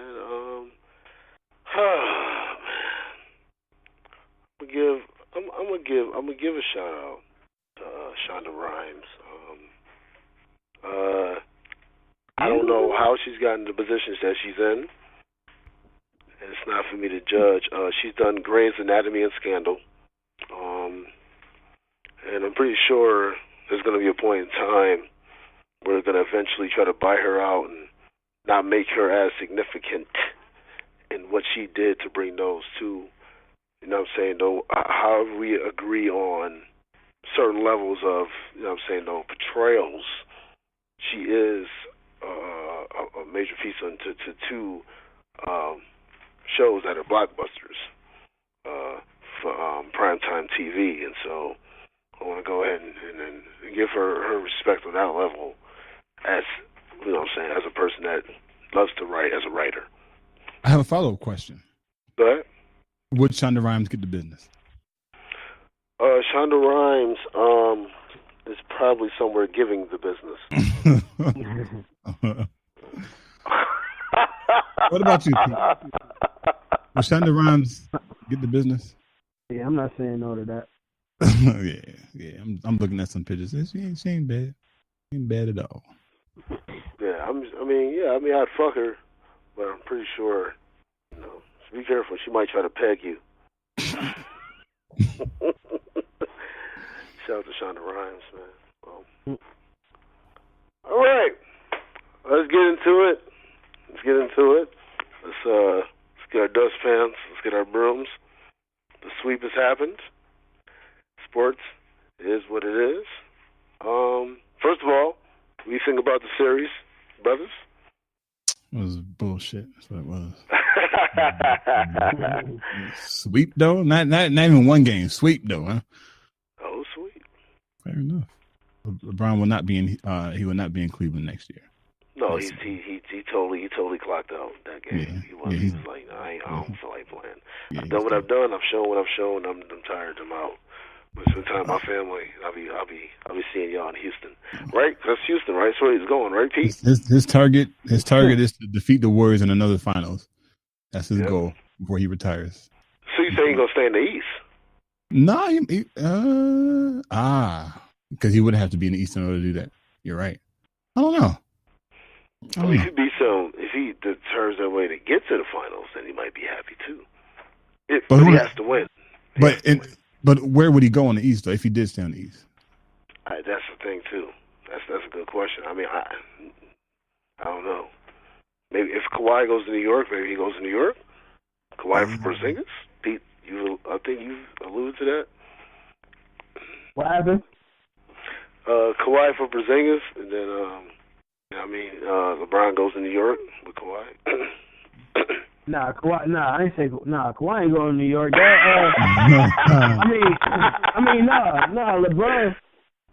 LeBron not going to New York. Cause that dude, what's his name, still the manager. As long as homeboy's still the manager of the New York Knicks, LeBron don't fuck with dude. You know what I'm saying? Like that's not happening. I say if he don't. I say he want to stay. He wants to stay in the East. If you want to get rings, you might have to go to the West. But I mean, he done conquered every. He done took over every fucking record you could possibly have damn near. But it's easier to rest on the East more so than the West if you bring people to the squad. So I say Philly, Miami, or LA, and Houston. Houston could happen, but I don't know because Chris Paul wants the max. Houston may not be willing to give him the max. Wherever LeBron go, he gonna go. Philly, Miami, and the Lakers, they're gonna have the most cap space, the most bread in this coming off season. So wherever LeBron go, like a Paul George, a Chris Paul, a fucking Melo, a roll with him, and there'll be enough space. And the Lakers, you got the rookies and Lonzo Ball, Randall and shit. You could trade, you can make moves. You know, Miami got bread, sales tax is a decent place to live. You know what I mean? Fucking Philly got Ben Simmons and them boys potential, so and they got bread too. So I think those are my top three spots, and Houston as the fourth spot. As far as the final, huh? I was gonna say so you said Chris Paul wants the max? Yeah. Would Chris Paul take a pay cut if LeBron did go to Houston? No, he wants the max. Oh shit! He Chris Paul don't want to take a pay cut. And Chris Paul, he don't got a ring, right? Talking to LeBron. No, he doesn't have a ring. Yeah. Huh? Chris, sorry, bro. It's a dumb move, Chris. Yeah, especially at 32, 33. Yeah, that's a dumb move, Chris. Yeah, that's a dumb move, Chris. I'm taking. Is it a dumb move? Is it a dumb move if you can make $196 to $200 million? Because if you think about it, like you just said about his age, this is the last time he will be ever offered a max in his NBA career. You know what I mean? Yeah. So You got to think like how they think too. But I guess it's the. I was gonna say, I guess it's the like what his goal is. Like if his goal is to make as much money as possible, yeah. But if his goal is to win a ring, like you got to sacrifice. I mean, I'm pretty sure Chris Paul is doing. But that's what I'm saying. You could still get a ring and still get bread. Like Houston can't offer him like a $180 million contract or whatever. But the Lakers can do that shit and still bring in the LeBron because the LeBron ain't trying. He not worried about grabbing that much of bread. This nigga making all types of money outside of that shit. You know what I'm saying? True. Yeah, so let Chris get his bread. I'll come and bring Paul George with me and go to the Lakers or the Miami or whatever the case. That's what I mean. You can still get Chris Paul can still get his ring and his bread, but he can't do that in Houston. Fair enough. I agree. Okay. Fair enough. Yeah. Okay. LeBron's going to Houston, man. You said LeBron's going to Houston? LeBron's going to Houston, maybe. I never want that shit to happen. It can happen. Chris Paul's been calling LeBron. So obviously, what Chris Paul is doing is saying, listen, if LeBron don't come here, I need the max to stay here. But that's true. Right. But if LeBron, you know what I mean, comes here, I'll take a cut. Yeah, LeBron.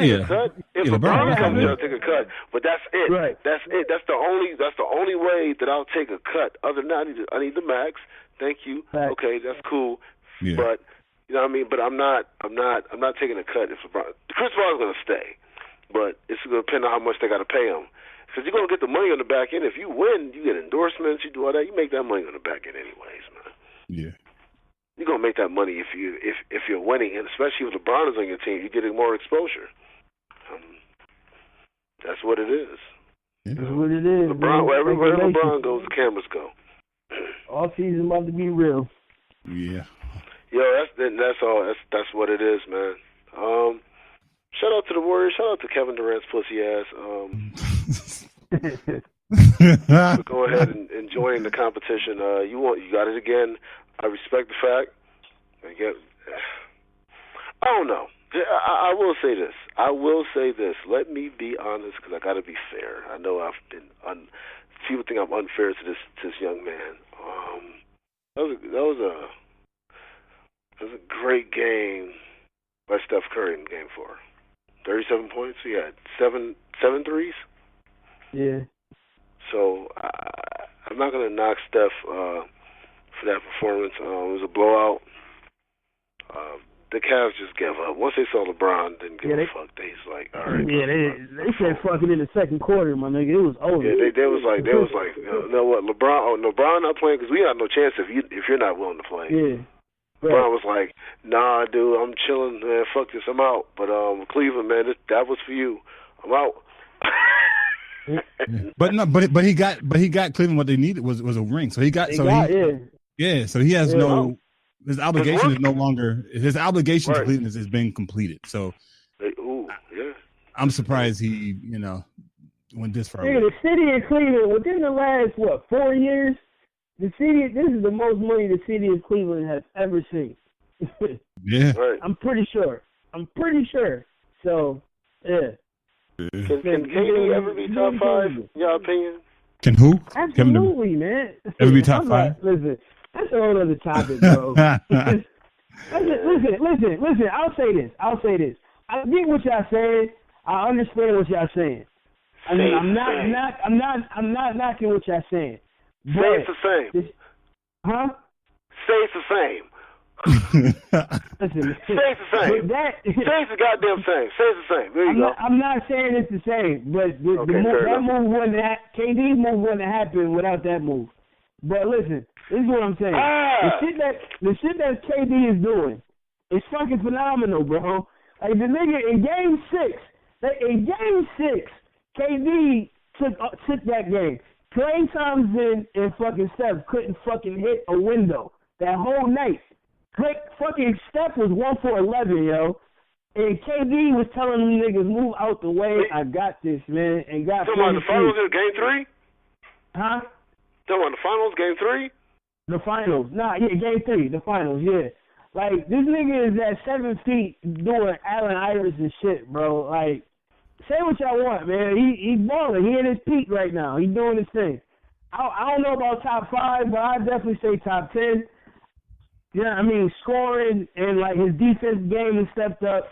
Yeah, I mean, like, you still got to put in the work. It's not like he just – I understand he went to a fucking dynamic team, but it's not like he went there and just – it's not like he went into the group project and ain't put in no work and still was like, yeah, we got the A. You know what I mean? He's still putting in the work. He's dominant. He's balling. So I gotta give him props. I give him props. It got quiet as shit. Get your weak ass out of here, Kevin Durant. Since he was in the finals, Since he was in the when he was in the finals against Miami, and until now, like the nigga been averaging 30. Like even in 2012 when they got their ass whooped, he was averaging 30. So I mean, bitch ass nigga, we can't do that shit. He was up 3-1. But I feel you. I'm talking about personal performance. He was balling. I don't give a fuck. When we're judging, we're being petty at some level. When you're talking about great, when you even get to the top 25, really, because everybody's great in the top 25. But being petty, fuck that. Yeah, definitely being petty. Okay. Yeah, top 15. Yeah, definitely being petty. Yeah. The nigga asked the question to be top 5. I was answering it. Let's be petty. Do your thing. That's why I hate answering these questions. That niggas be wildin'. I used to fuck with KD OKC, bro. Like he was one of my top. He was one of my top players when he was OKC. He went to the Warriors, man. Like I don't know. Maybe it was a transition. I don't know. He just that like Amir said that shit just rubbed me the wrong way when he went to the Warriors, man. I can't front. I ain't gonna lie. Why? I don't know. I can't fucking tell you. I can't fucking tell you why. That shit just didn't seem like right to me. I don't know. But again, I ain't been up on basketball in a minute, but I am about to start getting back into that shit, man.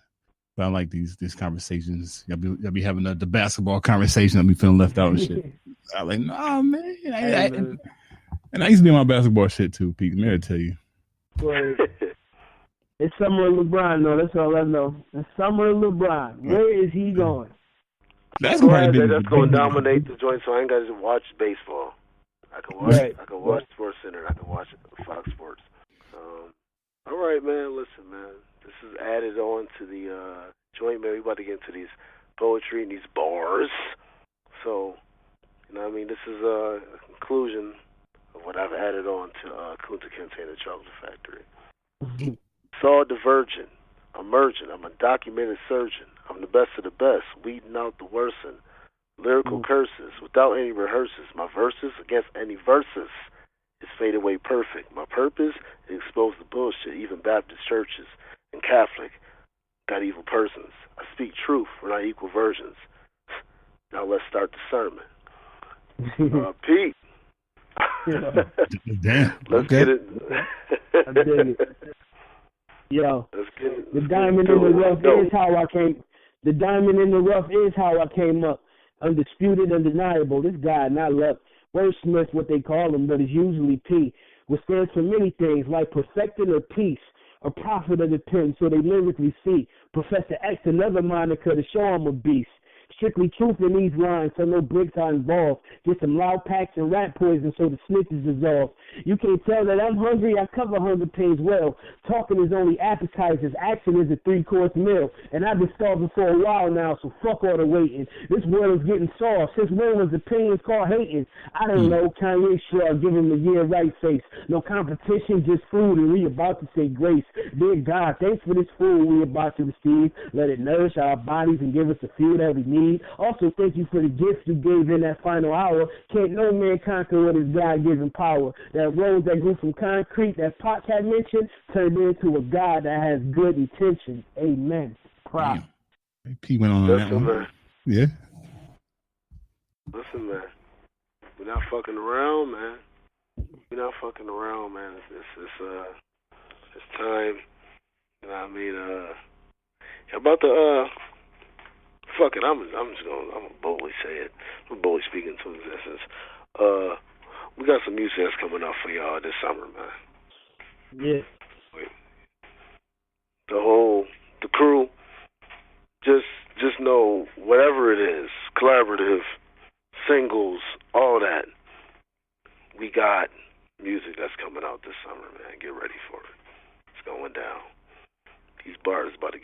views, man. It's going down. It is what it is. So get ready, man. You know what I mean?